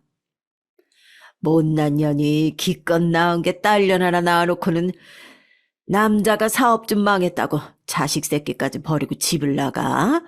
이런 나쁜 년 같으니라고. 할머니, 그 소리 지겹지도 않아? 엄마 집 나간 지가 언젠데 아직도 그 얘기를 해? 내가 봤을 때는 아버지가 저 모양이니까 엄마가 집을 나간 거라고. 이게 다 아빠 탓이라고. 어릴 때는 할머니가 욕을 하면 그냥 욕을 먹었어요. 제 속을 뒤집으러 한 번씩 집에 오는 고모나 삼촌이 말도 안 되는 걸 가지고 구박을 해도 한 귀로 듣고 한 귀로 흘렸었죠. 그런데 핏줄이 어디 가나요? 물려받은 거라고는 지랄 맞은 성격만 그대로 물려받았다는 걸요. 제가 불쑥 자란 만큼 할머니도 많이 늙었고요. 힘 떨어진 할머니 앞에서 저도 더는 당하고 있지 않았죠. 아버지는 사업이 망하고 나서 공사 현장을 전전하며 막노동을 했어요. 그래도 처음엔 기술도 금방 배워서 돈도 제법 벌어왔다는데 옛말에 개벌은 뭐 못 준다고 하잖아요. 원래도 술에 관련해서는 사고를 많이 치던 사람이었는데 사업 망하고 엄마까지 집을 나갔으니 그 핑계로 매일같이 술을 먹고 다녔어요. 그러면서 크고 작은 사고들을 수시로 쳤습니다. 일일이 다 말하기도 힘들 만큼 사건이 많았어요. 한 번은 이런 적도 있었습니다. 항상 몸을 가누지 못할 정도로 술을 드셨는데 그럴 때면 술버릇이 하나 있었어요. 갈 데도 없으면서 항상 택시를 탔죠. 정신도 없는 상태로 택시에 올라타서는 목적지도 말하지 않고 집 나간 엄마 이름만 시끄럽게 불러대며 무작정 거기로 가자고 했대요. 그때마다 택시기사분의 반응이 달랐습니다. 아버지가 술에 취해 말도 안 되는 헛소리를 해도 대부분의 기사들은 집 주소를 묻거나 집 전화번호를 물어서 어떻게든 집 근처라도 데려다 주시기는 했어요. 하지만 종종 화가 난 기사분은 아버지를 그냥 길거리에 버리고 가는 경우도 있었습니다. 그럴 때마다 고생은 제가 다 했죠. 저는 국민학교 때부터 제가 아버지를 찾으러 다녔어요. 그 당시에 위치 추적 앱은커녕 핸드폰도 없을 때라 정말 생으로 아버지를 찾아다녔죠. 아버지가 집으로 전화해서 지금 택시 탔다고 하면 그때부터 저는 집에서 아버지를 기다리고 있었습니다. 아버지가 무사히 집에 돌아오시기만을요. 만약 택시 아저씨한테 연락이 오거나 아버지가 술에 취해 집을 찾지 못하면 제가 찾으러 돌아다녀야 했으니까요. 당연히 일반적인 사람들은 왜 어린애가 굳이 그 야밤에 아버지를 찾아 나갔냐고 하시겠지만 그럴 수밖에 없었어요. 저 말고는 아버지를 찾아올 사람이 없었거든요. 할머니는 항상 제게 나가보라고 했죠. 거기다가 저도 가만히 있을 수만은 없었던 게 아버지가 술에 취해서 집에 들어오다가 도둑을 맞은 게 한두 번이 아니었거든요. 공사 현장에서 일하시다 보니 항상 현금으로 받은 봉투를 바지 주머니에 찔러놓고 오셨는데 술에 취해 택시를 탔다가 몇 번이나 봉투를 잃어버리고 오셨거든요. 그나마 그 돈이라도 없으면 저는 학교도 못 가고 할머니랑 먹을 것도 없으니 아버지 일당은 제가 지켜야 했습니다. 이렇게 말하면 저도 쪽팔리지만 전 성인이 되기도 전에 안 가본 곳이 없었어요. 응급실은 물론이고 경찰서도 가봤고요. 아버지 모시러요. 이런 것까지 말하면 너무 옛날 사람 같지만 당시에는 다들 먹고 살기 힘드니 별일이 다 있었어요. 지금이야 사방에 CCTV가 있어서 많이 없어졌지만 그때 당시에는 뻑치기라는 게 있었거든요. 젊은 남자들이 야구 방망이 같은 걸 들고 뒤에서 사람 머리를 치고는 넘어뜨리고 도망가는 거였죠. 거기다가 더 나쁜 놈들은 지갑까지 훔쳐갔어요. 저희 아버지는 퍽치기를 당해서 지갑을 2번이나 잊어버리셨죠. 저는 한편으로 아버지가 대단하다고 생각했습니다. 그렇게 수많은 일을 당했는데도 아직 살아있는 걸 보면 운은 참 좋은 사람이다 싶었어요. 또 하나 더 신기한 건 저런 일까지 당하고서도 술을 끊지 않았다는 게 신기했죠. 그뿐만이 아니었습니다. 어느 날은 그런 적도 있었어요. 그날 밤에는 경찰서에서 집으로 전화가 왔거든요. 아버지가 서해 계신데 보호자가 한번 오셔야겠다고 하더라고요. 저는 밤마다 울리는 전화가 무서웠습니다. 항상 아버지가 술에 취해 사고를 당하거나 사고를 쳐서 오는 전화였으니까요. 그런데 경찰서에서 전화가 온 건 처음이었습니다. 저는 무서워서 할머니를 깨워서 함께 갔죠. 무슨 일이 있어도 할머니에게 의지한 적이 없었거든요. 그런데 그날은 저도 좀 무섭더라고요. 아버지가 제가 수습 못할 사고를 쳤을까 봐요. 할머니와 저는 창백해진 얼굴로 지구대로 달려갔습니다. 그런데 지구대에 들어서자마자 저와 할머니는 기가 찼어요. 지구대 안의 의자에 아주 다소곳이 이불을 덮고 누워 계시더라고요. 저는 바로 경찰관에게 무슨 일이냐고 물었고 할머니는 아버지에 다가가 이불을 뺏어버렸습니다. 이놈의 새끼가 멀쩡히 집 놔두고 왜 여기서 자빠져 자고 있어? 안 일어나? 아이고, 이게 뭐냐? 바지는 왜 이렇게 홀딱 벗고 있어? 아버지는 도대체 바지는 어쨌는지 팬티만 덜렁 입고 있었어요. 저는 놀라서 인상을 잔뜩 구겼죠. 그러자 경찰관 아저씨가 말씀하시더라고요. 아드님이 취하신 채로 경찰서 앞에 행패를 부리시다가 갑자기 바지에 소변을 보셨어요. 정말 이제 쪽팔려서 얼굴을 들고 다닐 수가 없었습니다. 술에 잔뜩 취했으면 집에나 곱게 올 것이지 굳이 지구대에 들어가서 사고를 쳤어요. 경찰관에게 엄마를 찾아내라고 소리소리를 질렀답니다.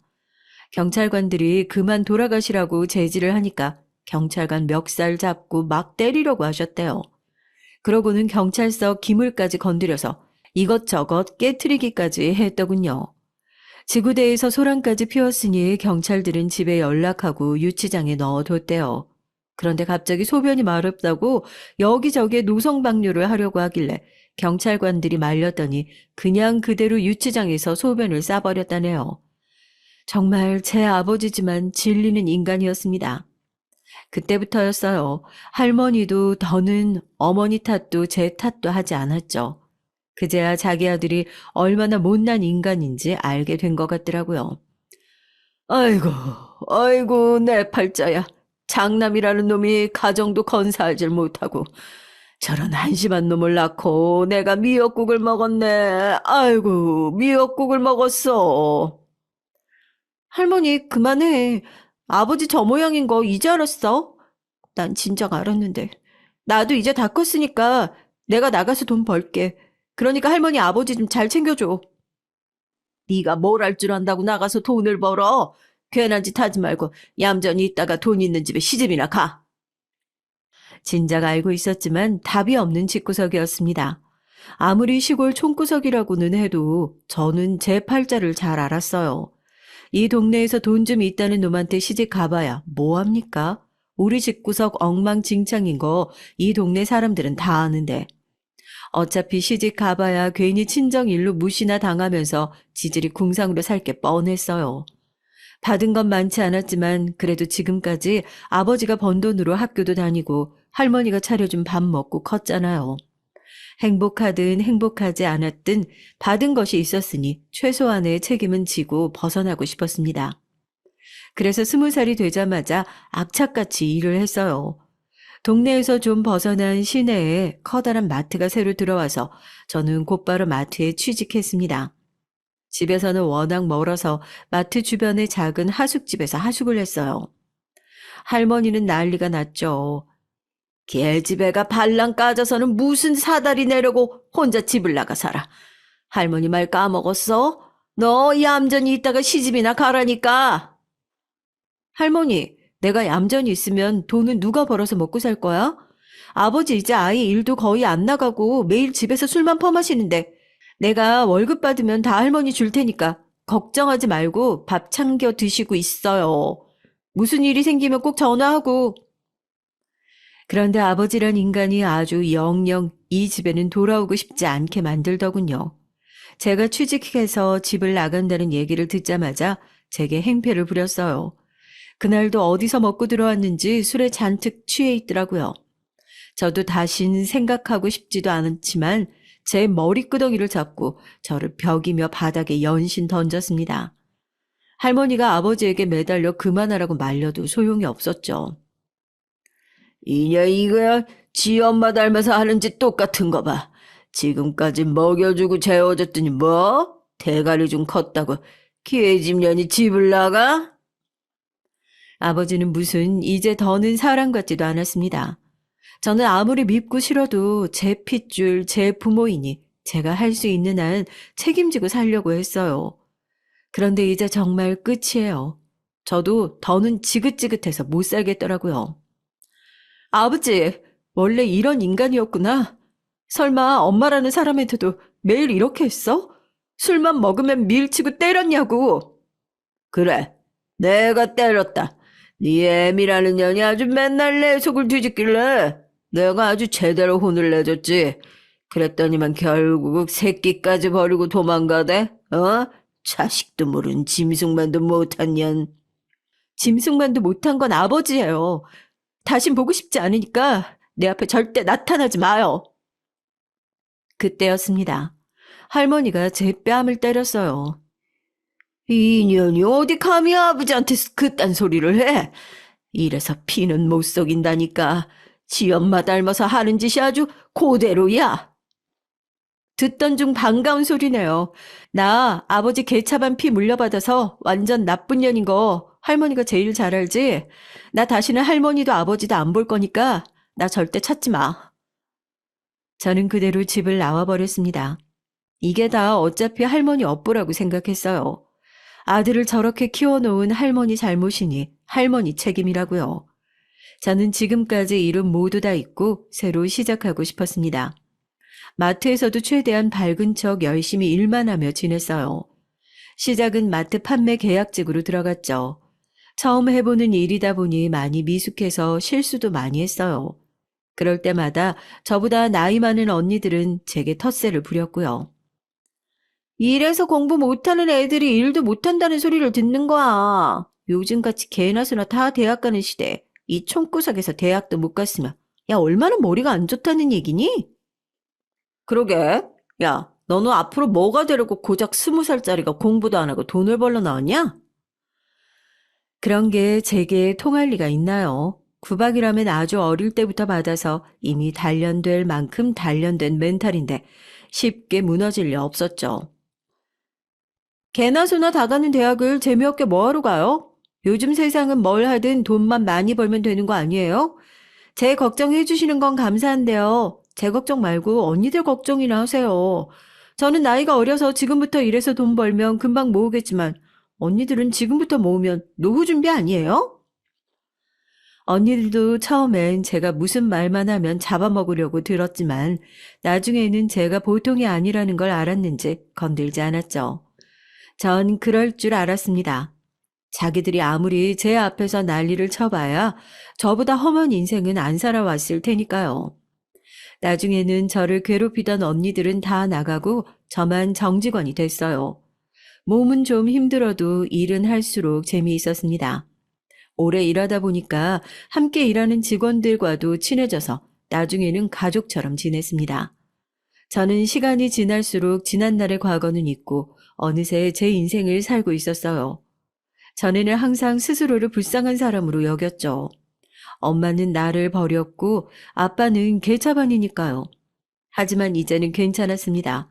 부모가 어떤 사람이면 어때요? 앞으로 남은 인생은 제가 스스로 잘 만들어서 살아가면 되는 거였죠.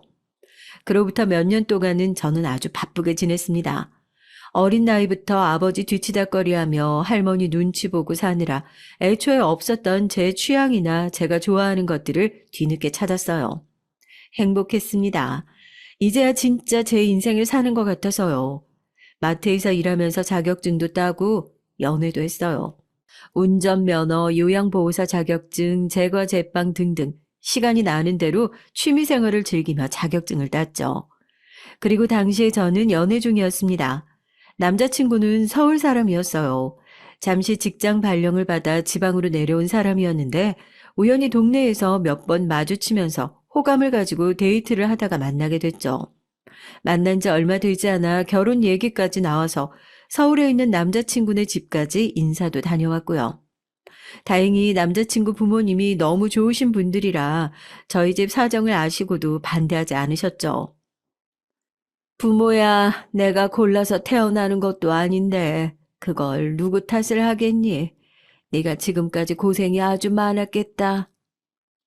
그래, 우리는 절대 사람 조건 가지고 잡으라는 사람들이 아니다. 지금까지 혼자 많이 외로웠을 텐데 우리랑 같이 잘 지내보자. 저는 그때까지만 해도 행복을 조금이나마 기대했어요. 이제야 제 인생도 좀 풀리다 싶었죠. 하지만 제 인생은 다시 뜻대로 되지 않기 시작했습니다.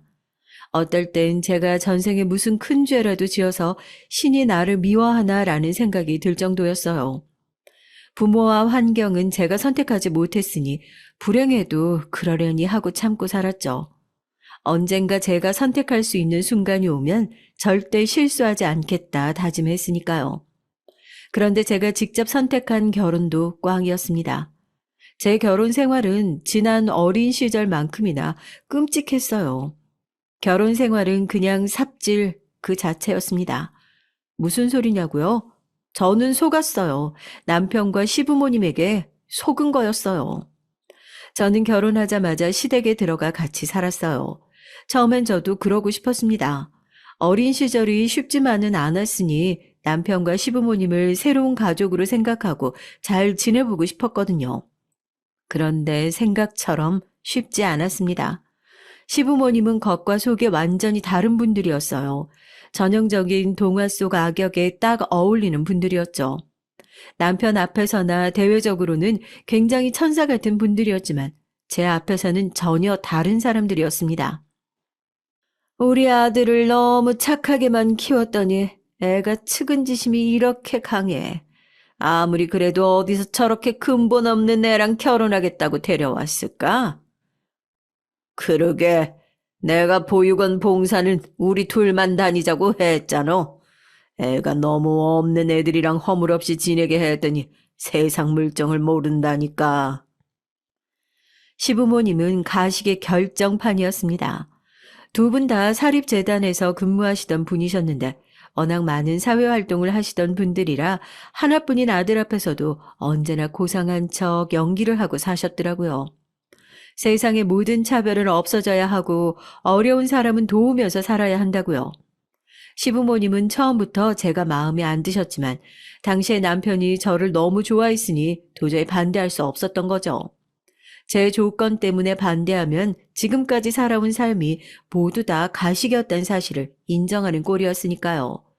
그리고 당시에 제가 집에만 있기 답답해서 시댁 근처에 마트에 취직을 했어요. 제가 다시 마트에서 일하고 싶다고 했을 때 시부모님은 남편 앞에서는 그러라고 하셔놓고 저만 있을 때는 마트를 그만두라고 하셨죠. 너는 보기보다 고집이 세다. 많이 배워서 좋은 직장 다니는 것도 아닌데 굳이 그깟 마트 알바를 계속 해야겠니? 이번엔 좋은 가족을 만들 수 있을까 기대했었는데 제 기대가 처절하게 부서지는 순간이었어요. 어머니가 보시기에는 별거 아닌 것처럼 보이시겠지만 저 정직원이에요. 아르바이트 아니고요. 저 어머니 말씀대로 배운 것도 없이 여기까지 오기 쉽지 않았어요. 그러니까 일은 계속 다닐게요. 그만두고 싶지 않아요. 너 어디 감히 시어머니 말씀하시는데 꼬박꼬박 말대꾸를 해. 아주 가정교육 받은 거 없다고 네가 대놓고 티를 내는구나. 제가 아무리 기세고 웬만해서 잘 지지 않는다고 해도 절대 이길 수 없는 상대가 있더군요. 그게 바로 시부모님이에요. 당시에 저는 남편이 좋았습니다. 남편은 언제나 차분하고 다정한 게 제가 꿈꿔오던 이상형이었거든요. 하지만 굉장한 효자였습니다. 시부모님이 저와 있을 때와 남편이 함께 있을 때 다르다는 얘기를 결혼 초기부터 남편에게 했지만 남편은 제 말을 믿지 않았어요. 당신이 우리 부모님을 아직 몰라서 그래. 우리 부모님 20년 넘게 보육원에도 후원하고 계시고 외국에 봉사도 정기적으로 가시는 분들이야. 절대 사람 차별하고 그러시지 않아. 당신이 부모님을 어떻게 생각하는지는 잘 알지만 나를 사랑한다면 내 말을 한 번쯤은 믿어봐야 하는 거 아니야? 내가 녹음한 것까지 들려줬잖아. 그것도 그래. 앞뒤 상황도 없이 무작정 시부모님한테 혼나는 걸 녹음까지 하는 며느리가 어딨어? 왜? 당신 그걸로 우리 부모님 고소라도 하려고? 남편은 자상한 사람이었지만 부모님을 너무 믿고 있었어요. 제가 시부모님에게 막말을 들을 때 일부러 녹음까지 해서 남편에게 들려줬는데 남편은 직접 듣고도 믿질 않았습니다. 저도 그로부터 꼬박 10년을 바보로 살았어요. 왜 그랬냐고요? 어쩜 이런 박복한 팔자가 있을까 싶을 만큼 제 인생은 답이 없었습니다. 부모도 엉망으로 붙여주더니 제게 자식도 안 주더라고요. 전 불임이었어요. 당연히 저도 전혀 모르는 상태로 결혼했고요. 그런데 아이가 계속 생기지 않아서 남편과 병원에 검사를 하러 갔더니 의사가 그러더라고요. 제가 난소에 문제가 있어서 임신 가능성이 아주 희박하다고요. 저는 집안의 천덕꾸러기가 됐습니다.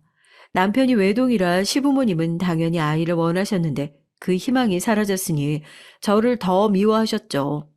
그때부터는 아예 대놓고 저에 대해 남편에게 이간질을 했어요. 제가 애도 못 낳는 주제에 집에서 꼼짝도 안 하고 어른들이 해주시는 밥만 얻어먹는다고요. 그때부터였습니다. 믿고 싶지 않지만 시부모님뿐만이 아니라 남편까지 저를 막대하기 시작했어요. 핏줄이 어디 가겠어요? 지금까지 선비 같던 남편이 제가 아이를 못 가질 수도 있다는 사실을 알고 나서부터는 저를 하찮게 생각하더군요. 하는 일도 없으면서 주말에 꼭 방에 누워 있어야겠어? 내려가서 부모님 과일이라도 좀 잘라드려. 방금 밥 먹고 설거지하고 올라왔잖아. 나도 좀 피곤해서 쉬고 싶어. 좀 놔둬.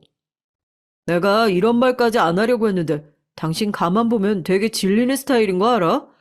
하긴 그러니까 부모한테도 버림받은 거겠지만. 저는 그날 혼자 침대 속에 들어가 얼마나 오랫동안 울었는지 몰라요. 지금까지 별의별 순환을 겪고 구박도 받아봤지만 제가 진심으로 사랑했던 남편에게 막말을 들으니까 참을 수 없이 서럽더라고요. 그래도 꾹 참고 살았습니다. 그리고 그럴 수 있다고 애써 남편을 이해했어요. 저 같아도 저같이 박복한 여자를 데리고 살고 싶지 않을 것 같았거든요. 하지만 결국 이혼했습니다. 알고 보니 남편이 저 말고 다른 여자를 만나고 있었더라고요. 그러면서 저에게 위자료를 주지 않고 이혼할 방법을 찾고 있는 걸 제가 남편 핸드폰에 메시지를 보고 알게 됐습니다. 내연녀와 함께 변호사까지 만나고 다녔더군요. 애도 없이 매일 시부모님한테 괴롭힘까지 당하면서 내가 지난 10년 동안 당신이랑 왜 살았는 줄 알아? 그래도 당신은 다른 사람들과 달리 나를 존중해주고 사랑해준다고 생각했으니까. 그래서 내가 아무리 힘들어도 참고 산 거였어. 그런데 당신까지 나를 배신해? 저는 너무 억울하고 서러워서 남편 앞에서 눈물을 쏟았어요. 하지만 남편은 그런 저에게 이미 마음이 떠난 것 같더군요. 그래서 내가 말했잖아. 난 이미 당신한테 질렸다고. 그런데도 눈치 없이 내 옆에서 기생하는 거 지긋지긋해. 얼굴만 봐도 소름 끼친다고. 뭐? 기생? 돈도 벌고 집안일까지 다 했는데 내가 당신한테 무슨 기생을 해? 바람핀 주제에 어디서 큰 소리야. 내가 당신 가만둘 줄 알아? 저는 남편의 말에 참지 못하고 남편에게 달려들어 뺨을 후려 갈겼습니다. 저는 지금까지 뭘 기대하고 참고 산 걸까요? 사실 다시 가족을 잃는다는 게 가장 두려웠던 것 같아요. 남편은 최악이었습니다. 제가 뺨 좀 때린 것 가지고 병원에 가서 진단서까지 끊어왔더라고요. 저는 남편과 이혼 소송까지 했어요. 소송하느라 저는 직장까지 그만둬야 할 정도였죠. 일하면서 소송 준비를 하는 게 현실적으로 불가능했거든요. 인생을 걸고 남편을 이기고 싶었습니다. 결론적으로는 제가 지고 말았지만요. 어떻게 보면 당연한 결과였습니다. 시부모님까지 나서서 제게 한 푼도 주지 않으려고 유명한 로펌 변호사까지 구했으니 제가 이길 재간이 없었죠. 어느새 불륜 증거를 싹 다 정리했더라고요. 이혼하고 나니 마음은 홀가분했지만 위자료 한 푼 못 받고 나왔으니 앞으로 어떻게 살아야 할지 막막하기만 했어요. 저는 우선 먹고 잘 집은 있어야 하니까 가지고 있던 돈을 탈탈 털었습니다. 아무리 모아도 집 한 칸 구할 보증금도 안 되더라고요. 저는 급한 대로 모텔에 달방으로 들어갔어요. 달랑 텔레비전 하나, 화장실 하나 딸린 방이었지만 거지 같던 2층짜리 저택보다 훨씬 마음이 편했습니다. 이제 고민할 건 딱 하나였어요. 뭘 해서 먹고 살아야 하나였죠. 제 나이 벌써 40대 후반을 달려가고 있었고 다니던 마트도 그만뒀으니 막막하기만 했어요. 배운 게 도둑질이라고 그나마 마트 일을 오래 했으니 저는 바로 PC방에 달려가 이력서부터 넣었습니다. 모텔 근처에 있는 마트란 마트에 다 이력서를 넣었죠. 그런데 이게 뽑힌다는 보장도 없고 언제 연락이 올지도 모르니까 마음은 답답하고 불안하기만 했어요. 그 순간 제 머리를 스치고 지나가는 무언가가 있었습니다. 바로 제가 젊은 시절 취미로 취득해 놓은 자격증이었어요. 분명 쓸만한 게 있을 것 같았습니다. 운전은 면허만 따고 해본 적도 없으니 무용지물이었고 그나마 제과 제빵과 요양보호사 자격증이 쓸모가 있을 것 같았어요. 돈이 있어야 빵집을 차릴 수 있는 것도 아니고 저처럼 나이 많은 사람을 누가 직원으로 써주겠어요. 저는 곧바로 요양보호사 자격증으로 할 수 있는 아르바이트 자리부터 알아봤습니다. 지금 당장 사람이 필요한 곳에 전화를 다 돌렸죠. 요양원이나 어르신들 목욕 방문 서비스 같은 걸 하는 회사란 회사에는 다 했어요. 다행히 지금 당장 급하게 필요한 곳이 있다고 해서 바로 갔습니다. 연락이 온 곳은 요양병원이었어요. 급하게 병동 간병인이 필요해서 부른 거더라고요. 요즘은 워낙 고령 환자들이 많다 보니 1대1로 하는 간병보다 아예 처음 입원할 때부터 다인실에 상주하는 간병인을 한두 명씩 두는 경우가 많더라고요. 저는 우선 3개월 계약직으로 일하기로 했습니다. 저는 3개월이나 월급이 보장됐다는 것만으로도 기뻤어요. 사람이 있는 곳은 어디 가나 똑같더라고요. 같은 상황이 자꾸만 반복되니 저도 궁금했습니다. 제 얼굴이 괴롭히게 좋게 생겼나 봐요. 기존에 병원에서 일하던 간병인 아줌마들은 저를 보자마자 못 잡아먹어서 안달이 났더라고요. 제가 가장 나이가 어렸는데 저더러 막내라고 부르며 자꾸만 선배 행세를 하더니 자기들이 해야 할 일까지 이것저것 제게 시키더라고요. 어떤 날은 소변통을 다 모아서 제게 가져와 닦으라고 시키지를 않나. 어떤 날은 제가 할당량으로 받아온 기저귀를 물어보지도 않고 마음대로 가져다 썼어요. 이 아줌마들이 제가 자기들보다 나이 몇 살 어리다고 저를 만만하게 보는 것 같더라고요. 제가 지금까지 어떤 인생을 살아왔는지도 모르고 자꾸만 까불어대는 거예요. 저는 시끄러워지는 건 바라지 않았습니다. 열심히 일해서 이곳에 하루라도 빨리 정착을 하고 싶었거든요. 저는 제 앞날을 위해 몇 번은 눈 감아 줬습니다. 그런데 더는 안 되겠더라고요. 아예 대놓고 저를 무시하고 괴롭혔어요. 근무하던 간병인들끼리 짜고 멋대로 근무 날과 휴무 날을 잡아왔더라고요. 저는 몽땅 주말 근무로 빼버리고 자기들은 모두 주말에 쉬는 날로 체크를 했더라고요. 저는 한두 번 참아주다가 한 번 날을 잡고 뒤집어 버렸습니다. 관리자가 쉬는 날 맞춰서 몇 명 간병인들만 있는 자리에서 본때를 보여줬죠. 멋대로 하는 것도 한두 번이지 근무를 왜 이따위로 짜요? 내가 가만히 있으니까 호구로 보여요? 더는 못 참으니까 당장 바꿔요. 안 바꾸면 병원 측에 다 얘기할 거니까. 너는 어린 년이 말 참 싸가지 없이 한다. 하긴 이러니까 남편한테 이혼당한 거겠지만 너랑 달리 우리는 남편도 있고 자식도 있어서 주말에 일이 많아. 그러니까 혼자 사는 네가 좀 해. 뭘 그렇게 빡빡하게 굴어? 넌 위아래도 없니? 이 여편 내가 말이면 되는 줄 아나. 아줌마랑 내가 왜 위아래야. 똑같이 간병인하는 처지에. 지금 당장 스케줄 바꿔. 안 그러면 네가 내 기저귀 훔쳐 쓰는 거랑 네가 근무 시간 매일 농땡이 치는 거 내가 환자 보호자들한테 다 까발릴 거니까. 여편 내 인연이 너 말 다 했어? 그날은 난리도 아니었습니다. 결국 머리 끄덩이까지 잡고 손에 잡히는 대로 다 던지고 싸웠죠. 저는 혼자서도 여러 명을 상대로 지지 않고 싸웠어요. 도대체 제 인생엔 왜 이렇게 장애물이 많은지 모르겠습니다. 뭐 하나 순탄하게 넘어가는 게 없었죠. 그날 싸움 이후로 병원 안에서 저는 완벽한 혼자가 됐습니다. 전 차라리 마음이 편했어요. 오히려 아무도 건드리지 않으니까 살 것 같더라고요. 그러던 어느 날이었습니다. 병원 정원에 봄꽃이 만발했길래 퇴근하기 전에 제가 일하는 병실에 할머니들을 산책시켜 드렸어요. 그래도 제가 담당하는 할머니들은 거동하시는 분들도 있어서 산책 나가기 수월했거든요. 산책이 끝나고 병실로 들어가려는데 VIP 병실 할머니 한 분이 간병인도 없이 혼자 휠체어에 앉아 계시더라고요. VIP 병실 환자분들은 그 재수없는 선배 간병인 담당이라 신경 쓰고 싶지 않았지만 어쩐지 혼자 멍하니 앉아서 활짝 핀 꽃나무를 보고 계신 모습이 눈에 밟혔습니다. 그 모습이 얼마나 애잔해 보이는지 자꾸만 눈에 가더라고요.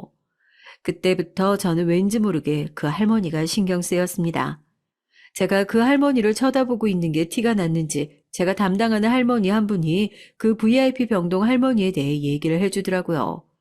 그 할머니가 요양병원에 들어온 지 제일 오래된 터줏대감이래요. 그런데 사정이 좀 딱하답니다. VIP 병실에 있으면 분명 돈 좀 있는 노인네일 텐데 가족도 없고 찾아오는 자식도 하나 없이 항상 혼자라고요. 그때였어요. 저와 바로 얼마 전에 다퉜던 그 선배 간병인이 소리를 지르며 그 할머니에게 다가가더군요. 저는 절대 엮이고 싶지 않아서 바로 병실로 들어갈 준비를 했습니다. 그런데 하필이면 그때 듣지 않았으면 좋았을 말을 제가 들어버리고 말았어요. 아유, 병실에 있으라니까. 여기서 또 뭐해. 아유, 이 할망구 또 휠체어에서 똥 쌌네. 또 뭘 주워 먹었길래 하루에 2번이나 똥을 싸. 오늘 약속 있어서 일찍 퇴근하려고 했더니만 아유, 할망구 때문에 일찍 가긴 다 글렀네. 그 순간 저는 제 눈으로 직접 보고도 놀라 입이 떡 벌어졌습니다. 쿵 소리를 내며 휠체어가 넘어지면서 할머니가 떨어졌어요. 저는 분명 제 눈으로 봤습니다. 글쎄 선배 간병인이 할머니 뒤에서 휠체어를 3개 쳐서 넘어뜨리는걸요. 저는 놀라서 할머니에게 달려갔습니다. 당신 지금 뭐 하는 거야? 연세도 많으신 분 뼈라도 부러지면 어쩌려고 이래. 내가 당신 하는지 내 눈으로 똑똑히 봤어? 내가 뭘 어쨌다고 이래? 증거 있어? 이게 아주 생사람을 잡아. 내가 이 할머니 10년을 넘게 간병했어. 자식이나 다름없다고. 나 할머니 샤워시켜야 하니까 저리 꺼져. 보안관 총각, 여기 할머니 좀 샤워실로 옮겨줘. 저는 아무래도 불안했습니다. 제가 간병인으로 일한다고 했을 때 주변에서 걱정하는 사람들이 많았어요. 요즘은 할머니, 할아버지들이 약아져서 간병인한테 갑질하는 사람들도 많고 할아버지들은 음흉하게 굴면서 은근슬쩍 몸을 더듬는 사람도 있다고요. 하지만 제가 직접 간병인으로 일하다 보니 진상 환자들보다 못된 간병인들이 훨씬 더 많았습니다. 특히나 저 선배 간병인은 분명 문제가 많아 보였죠. 아까 휠체어를 발로 밀 때도 분명 정원에는 CCTV가 없다는 걸 알고 한 행동이었을 거예요. 저는 제가 담당하는 환자들을 병실로 보내고 불이 나게 샤워실로 달려갔습니다. 퇴근까지 미루고 말이죠. 그런데 제가 안 갔으면 큰일 날 뻔했어요. 샤워실 안에서 선배 간병인이 할머니한테 막말하는 소리가 문 바로 앞에까지 들리더라고요. 아유, 더러워. 밥을 얼마나 많이 먹었길래 똥을 이렇게 많이 싼 거야. 할망구는 내일 쫄쫄 굶어야겠네. 저는 참지 못하고 문을 벌컥 열고 들어갔습니다. 그러자 선배 간병인도 할머니도 놀란 토끼 눈이 돼서는 저를 바라보더군요. 저는 방법을 바꿔야 할 것 같았어요. 제가 난리를 치며 저 못된 년이 가만히 있을 리 없었으니까요. 저 할머니가 너무 안쓰러워서 이대로 돌아갈 수가 없었습니다. 선배님, 이 환자분 제가 시킬 테니까 먼저 들어가세요. 뭐야? 야, 내 머리끄댕이 잡을 땐 언제고 갑자기 왜 이래? 선배님 약속이 있어서 일찍 퇴근해야 한다면서요. 전 어차피 집에 가도 할 일이 없어서 일찍 가봐야 외롭기만 해요. 제가 샤워 마저 시켜드리고 퇴근할 테니까 먼저 들어가세요.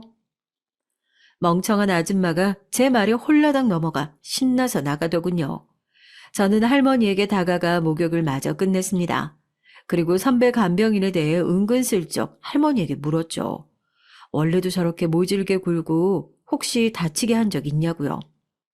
그런데 할머니는 제 질문에도 빤하게 제 얼굴만 바라보셨어요.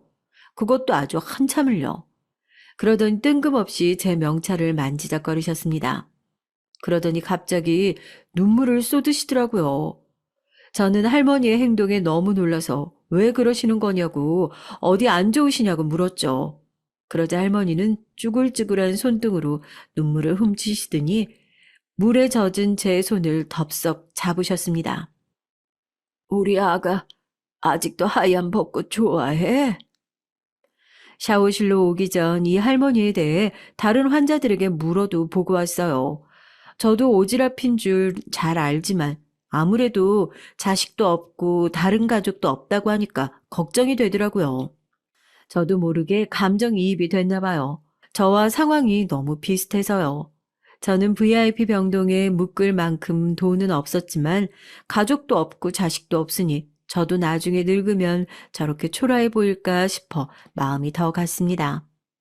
원래는 젊을 때 암 수술을 받고 병원에 들어오셨다는데 최근부터 치매 증상도 조금씩 보인다고 하더라고요. 나이도 생각한 것보다 젊으시고요. 제게는 어머니 또래밖에 되지 않는 나이였습니다.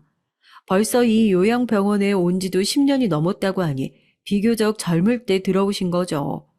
저는 그냥 웃으면서 하얀 벚꽃을 제일 좋아한다고 대답했습니다. 사실 좋아하기도 했고요. 다음에 우리 집에 와. 내가 우리 집 마당에 커다란 하얀 벚꽃 보여줄게. 너 보여주려고 내가 일부러 심은 거야. 할머니는 누군가를 굉장히 그리워하는 것 같았어요. 벚꽃나무를 좋아하는 누군가를 말이죠. 그래서 산책을 할 때도 그렇게 한참을 멍하니 벚꽃나무를 보고 계신 거였죠.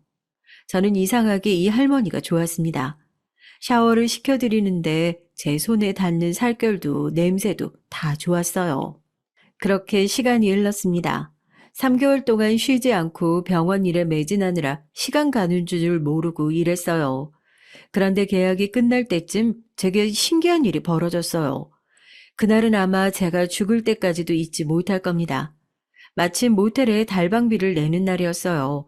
계약 3개월이 지나면 당연히 정직원이 돼서 조금이나마 마음 편하게 달방비를 낼 수 있을 줄 알았는데 병원에서는 재계약 얘기가 없었어요.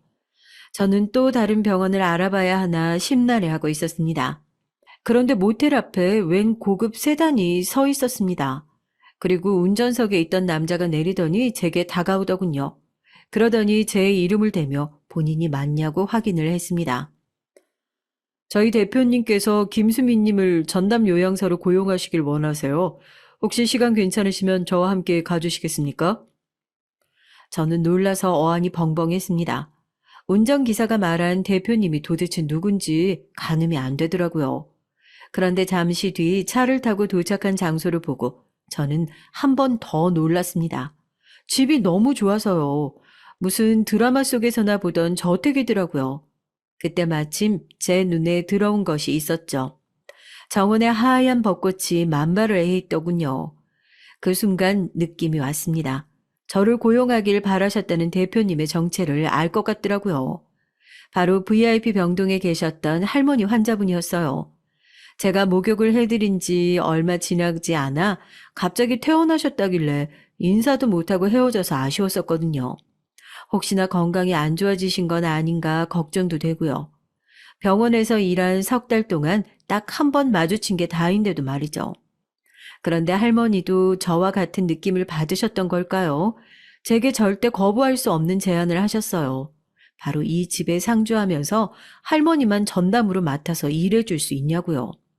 전 너무 좋았죠. 갈 곳도 없고 이번 주만 지나면 일자리도 사라지는데 두 가지 다 해결되니 너무 좋았습니다. 저는 곧바로 일하겠다고 했어요. 그러자 할머니는 그런 낡은 모텔에 있지 말고 바로 짐을 챙겨서 나오라고 하시더라고요. 좀 이상했습니다. 분명 병원에서 뵀을 때는 치매기가 좀 있으셨는데 집안에서 만난 할머니는 몸만 좀 불편하시지 정신은 멀쩡하신 것 같았어요. 저는 이상하면서도 한편으로는 다행이라고 생각했어요. 할머니가 많이 좋아지셔서 요양병원에서 나오신 것 같아서요. 저는 할머님의 말대로 바로 짐을 옮기고 할머니 댁에서 전담 간병인으로 일했습니다. 일하는 내내 너무 행복했어요. 마치 제가 이곳에 오기로 정해져 있던 것처럼 꼭 내 집처럼 너무 편했거든요. 그 정도로 할머니는 저를 편하게 해주셨습니다. 저는 감사해서 정말 제 가족처럼 살뜰히 할머니를 챙겼죠. 그러던 중에 할머니께서 몸살이 심하게 걸리셨어요. 한번 열이 오르면 잘 안 떨어지셔서 제가 밤새 옆에서 간호를 했죠. 저는 할머니가 너무 걱정돼서 잠도 오질 않았는데 할머니는 오히려 제 걱정을 하시더라고요. 수미야, 가서 자. 약도 먹었고 네가 머리수건도 해줬으니까 나는 이제 괜찮아. 무슨 말씀이세요? 아직 열이 이렇게 펄펄 끓는데 저 정말 괜찮아요. 잠이야 나중에 자면 되죠. 지금은 할머니 열 내리는 게 더 중요해요. 어쩜 엄마도 없이 컸는데 이렇게 바르게 자랐을까? 할머니는 종종 저에게 말씀하셨습니다. 엄마도 없이 컸는데 어쩜 이렇게 잘 자랐냐고요. 저는 엄마가 안 계시다는 얘기를 한 적이 없는데 어떻게 아셨을까 싶었죠. 그런데 운전기사분 말이 원래 대표님께서는 집에 사람을 들이기 전에 다 조사를 하고 들이신답니다. 사람을 잘 믿지 못하신대요. 그래서 저를 이 집에 들이기 전에 저에 대해 싹 조사를 하셨나 보더라고요. 제가 이혼하면서 집도 없이 나와 모텔에서 살고 있었다는 것도 이미 알고 계셨던 거죠. 그런데 그날 새벽 믿을 수 없는 일이 벌어졌습니다. 할머니께서 계속 열이 떨어지질 않아서 해열제를 한 번 더 물에 타서 드시게 했어요. 그랬더니 좀 주무시는 것 같더라고요. 저는 불안해서 할머니 옆에 이불을 깔고 누워 잠시 눈을 감고 졸고 있었어요. 그때였습니다. 할머니께서 악몽을 꾸셨는지 식은땀을 흘리시면서 갑자기 벌떡 일어나셨어요. 그것도 제 이름을 부르시면서요. 저도 깜빡 졸다가 바로 일어나 할머니 손을 꼭 잡아드렸습니다. 더는 안 되겠다. 내가 이대로 자다가 죽어버리면 이 험악한 세상에 또 너만 남겨질 텐데 내가 너를 두 번이나 버릴 수는 없지. 수미야, 저기 저 서랍 좀 열어봐 줄래? 저는 할머니께서 도무지 무슨 말씀을 하시는지 몰라 어리둥절했어요. 할머니는 횡설수설 하시더니 제게 서랍에서 뭘 꺼내오라고 하셨죠. 저는 눈을 비비며 서랍을 열었습니다. 그런데 서랍 안에는 웬 사진이 한 장 있더라고요. 그것도 아주 오래되고 낡은 사진이요. 저는 사진을 본 순간 경악을 금치 못했습니다. 그 사진은 바로 제 돌사진이었어요. 믿기지 않는 일이었지만 이건 분명 제 사진이었습니다. 저는 놀라서 할머니를 쳐다보며 이 사진이 왜 여기 있냐고 물었죠. 그러자 할머니께서 제 손을 부여잡으며 눈물을 펑펑 쏟으셨어요. 그러다가 하시는 말이 너무 놀라워서 저는 도무지 믿을 수가 없었죠. 내 이름은 홍경애. 내가 네 엄마야, 수미야. 한참 동안 말없이 저는 할머니, 아니 엄마의 얼굴을 뚫어지게 바라봤습니다. 쌍꺼풀 없이 길게 뻗은 눈매와 볼이 좁고 오똑한 콧대가 그러고 보니 저와 많이 닮은 것 같았어요. 하지만 저는 제 귀로 똑똑히 듣고도 믿을 수가 없었죠. 그토록 오랫동안 궁금해했던 엄마라는 사람을 어떻게 이렇게 만날 수가 있는지 말이죠. 엄마는 요양병원 정원에서 저를 처음 봤을 때 단번에 알아봤대요. 지난 몇 년간을 그렇게 찾아다녔는데도 못 만났는데 말도 안 되게 만날 리 없다 싶어서 또 헛것을 본 거라 생각하셨답니다. 그전에도 종종 저와 비슷한 사람을 딸이라고 착각한 적이 있어서요. 그런데 샤워실까지 따라온 저의 이름표를 보고 확실히 알게 되신 거죠. 수미, 내 딸이구나 하고 말이죠. 그래서 바로 요양원을 나와 저에 대해 수소문하셨던 겁니다. 만약 가족도 있고 행복하게 살고 있으면 이제와 괜히 자신이 나타나 혼란스럽게 하고 싶지 않아서요. 그래서 고민하셨답니다. 그런데 제가 자신과 비슷한 모습을 하고 외롭게 혼자 사는 걸 보고는 많이 안타까우셨던 거죠. 그런데 왜 처음부터 엄마라고 말하지 않았어요? 제가 왜 버리고 갔냐고 원망이라도 할까 봐요? 그게 아니야. 지금까지 엄마라고 해준 것도 없는데 다 늙고 병든 엄마가 갑자기 나타나서 고생만 시키고 훌쩍 죽어버리면 네가 너무 외로울 거 아니니? 그래서 끝까지 엄마임을 숨기고 환자로서 제 옆에 있다가 가진 재산을 모두 다 제게 주고 가려고 했답니다. 그래서 벌써 변호사에게 얘기까지 다 해둔 상태였고요. 버릴 땐 언제고 이제 와서 제가 재산만 받으면 옳았구나 하고 좋아할 줄 알았어요? 아니요. 저 돈 같은 거 필요 없어요. 수미야, 난 너를 버린 게 아니야. 난 그 지옥에서 어떻게든 버티고 살려고 했어. 엄마는 남편이 어떤 인간이든 간에 어떻게든 저를 생각해서 참고 살아보려고 하셨답니다. 그런데 할머니께서 엄마더러 나가라고 하셨대요. 아들도 못 낳은 며느리는 필요 없다고요. 그래서 어떻게든 저라도 데리고 나가려고 했는데 자기네 핏줄을 어디 감히 데리고 가냐고 할머니께서 노발대발 하셨답니다. 그리고 저는 몰랐는데 할머니가 곧바로 새 며느리를 드리려고 하셨대요. 그러고 보니 어렴풋이 삼촌에게 들은 기억이 있어요. 아주 잠깐이지만 새엄마라는 사람이 잠깐 있었다고요. 물론 그 새엄마라는 사람도 아버지의 미친 짓에 금방 나가버렸지만요. 엄마와 저는 시간 가는 줄 모르고 밤새도록 얘기를 했습니다. 옛말에 딸은 엄마 팔자 닮는다는 말 있죠. 어쩜 저는 엄마와 팔자가 똑같았습니다. 남편복, 시댁복도 없어서 집에서 쫓겨나고 자식도 없이 평생을 살았으니까요. 저는 엄마가 걱정돼서 치매 증상이 있으셨던 건 어떠냐고 물었죠. 그런데 정말 다행인 건 엄마가 사실은 치매가 아니랍니다. 병원에서는 일부러 그런 척 한 거래요. 저는 순간 소름이 돋았어요. 그리고 왜 그렇게까지 하셨냐고 물었죠. 그건 바로 당신의 간병인이었던 그 미친년을 엄마가 혼쭐 내주려고 일부러 그러신 거래요. 그 간병인도 처음 왔을 때는 그렇게 못되지는 않았었어. 얼마나 친절하고 나한테 잘했었는데 나도 꼭 내 딸 같아서 잘해줬고. 그런데 2년 후에 어느 날부턴가 날 구박하고 못살게 굴더라고. 그래서 내가 증거 좀 잡으려고 일부러 정신 나간 척 했지. 그리고 그 나쁜 년이 병원에서 저까지 괴롭힌 사실까지 알게 된 엄마는 요양병원을 나오자마자 수집한 증거를 가지고 그 미친 간병인을 고소했다네요. 그럼 이 집은 뭐예요? 아버지같이 거지 같은 남자랑 헤어지면서 돈 한 푼 못 받았을 텐데 뭘 하셔서 이렇게 돈을 버셨어요? 엄마는 저를 다시 만나기 위해 악착같이 돈을 벌었대요. 집을 나오자마자 서울로 올라가 무조건 돈 많이 주는 일을 하고 싶어서 남자들도 하기 힘들다는 소를 팔고 사는 오시장에서 일을 했답니다. 그리고 저녁에는 소고기를 파는 식당에서 일하고요. 하루도 안 쉬고 저를 찾아오겠다는 일념으로 일하다 보니 시간 가는 줄 모르셨대요. 그러다가 어머니를 좋게 본 식당 사장이 어머니에게 식당을 넘겼고 그 식당을 물려받아 고깃집 사장님이 되셨대요. 그제야 저를 데리고 오기 위해 큰 각오를 하고 아버지에게 다시 찾아갔는데 이미 제가 집을 나간 뒤였답니다. 아버지와 할머니가 저에게 연락처나 직장에 대해 아무것도 가르쳐 주질 않아서 찾을 수가 없었대요. 그 이후로 제 이름 세 글자만 가지고 저를 찾기 위해 백방으로 돌아다녔는데 저를 찾지 못하신 거죠. 저에 대한 그리움으로 식당 일을 더 열심히 하셨대요. 그리고 고깃집을 날로 키워 나중에는 건물까지 사셨답니다.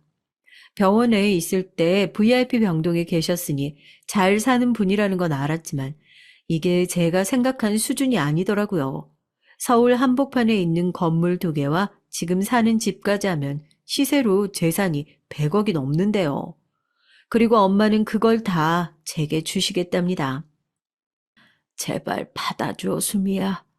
돈 가지고 지금까지 네가 살아온 인생 보상이 되진 않겠지만 이거 다 네 거다. 너 주려고 내가 악착같이 번 거니까. 저와 엄마는 긴 세월을 돌고 돌아왔지만 이렇게 만났습니다. 기적이라는 건 드라마에나 나오는 일이라고 생각했는데 제게도 이런 일이 있네요. 그 이후로 그 큰 돈을 가지고 저는 뭘 했냐고요? 저는 딱 하나 복수를 했습니다. 남편과 시부모님에게요. 시부모님이 운영하시는 재단이 있어요. 거기다가 익명으로 기부를 했습니다. 꽤 큰 금액을요. 시부모님은 저인 줄 모르고 기부자 명단에서 본 제 새 핸드폰 번호로 계속 연락을 해왔습니다. 꼭 저를 만나고 싶다면서요.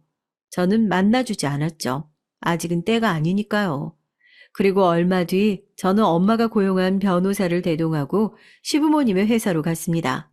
시부모님은 제 얼굴을 보자마자 인상을 구기더군요. 저더러 여긴 갑자기 왜 나타났냐고요. 제가 연락받은 기부자라고 말하자 시부모님은 콧방귀를 끼며 사무실이 떠내려가라 웃어댔어요. 시부모님이 웃는 건 딱 거기까지였죠. 곧바로 저의 엄마의 담당 변호사 고소장을 보여드렸습니다. 결혼 생활 내내 바보인 척하며 살긴 했지만 시댁에서 살면서 보고 들은 게 워낙 많아요. 시부모님이 재단을 운영하면서 어마어마하게 돈을 빼돌리고 있다는 걸 진작 알고 있었죠. 두 분이 아주 오랫동안 수억의 기부금은 사적인 목적으로 써오셨더군요. 제가 증거 수집하느라 이렇게 뵙기까지 좀 시간이 걸렸네요. 조만간 뉴스에서 뵙겠어요. 어머님, 아버님. 꽉 막혔던 채증이 다 내려가는 것만 같았습니다. 그날 이후 시부모님은 물론이고 전 남편에게까지 매일 연락이 왔어요. 무슨 일인지 모르지만 제발 고소 취하 좀 해달라고요. 여보, 장모님 찾았다며. 너무 잘됐다. 나도 한번 뵈야지. 당신 한번 시간 좀 내봐, 응? 개소리 하고 있네. 우리 엄마가 왜 당신 장모님이야? 됐고, 곧 당신한테도 고소장 날아갈 거니까 그거나 잘 훑어봐. 엄마가 도와주셔서 저는 시부모와 전 남편에게 속 시원하게 복수할 수 있었습니다. 재판 결과가 어떻게 될진 모르겠지만 상관없어요. 단지 저도 하나는 보여주고 싶었습니다. 이제 저도 든든한 가족이 생겼다는 걸요. 요즘 저와 엄마는 너무 행복하게 지내고 있어요. 서로 함께하고 싶은 것이 너무 많아서 하루 24시간이 부족할 정도였죠. 앞으로 제게 꿈은 딱 하나입니다. 저희 엄마가 아주 오래오래 사시는 거. 그거 하나뿐이에요.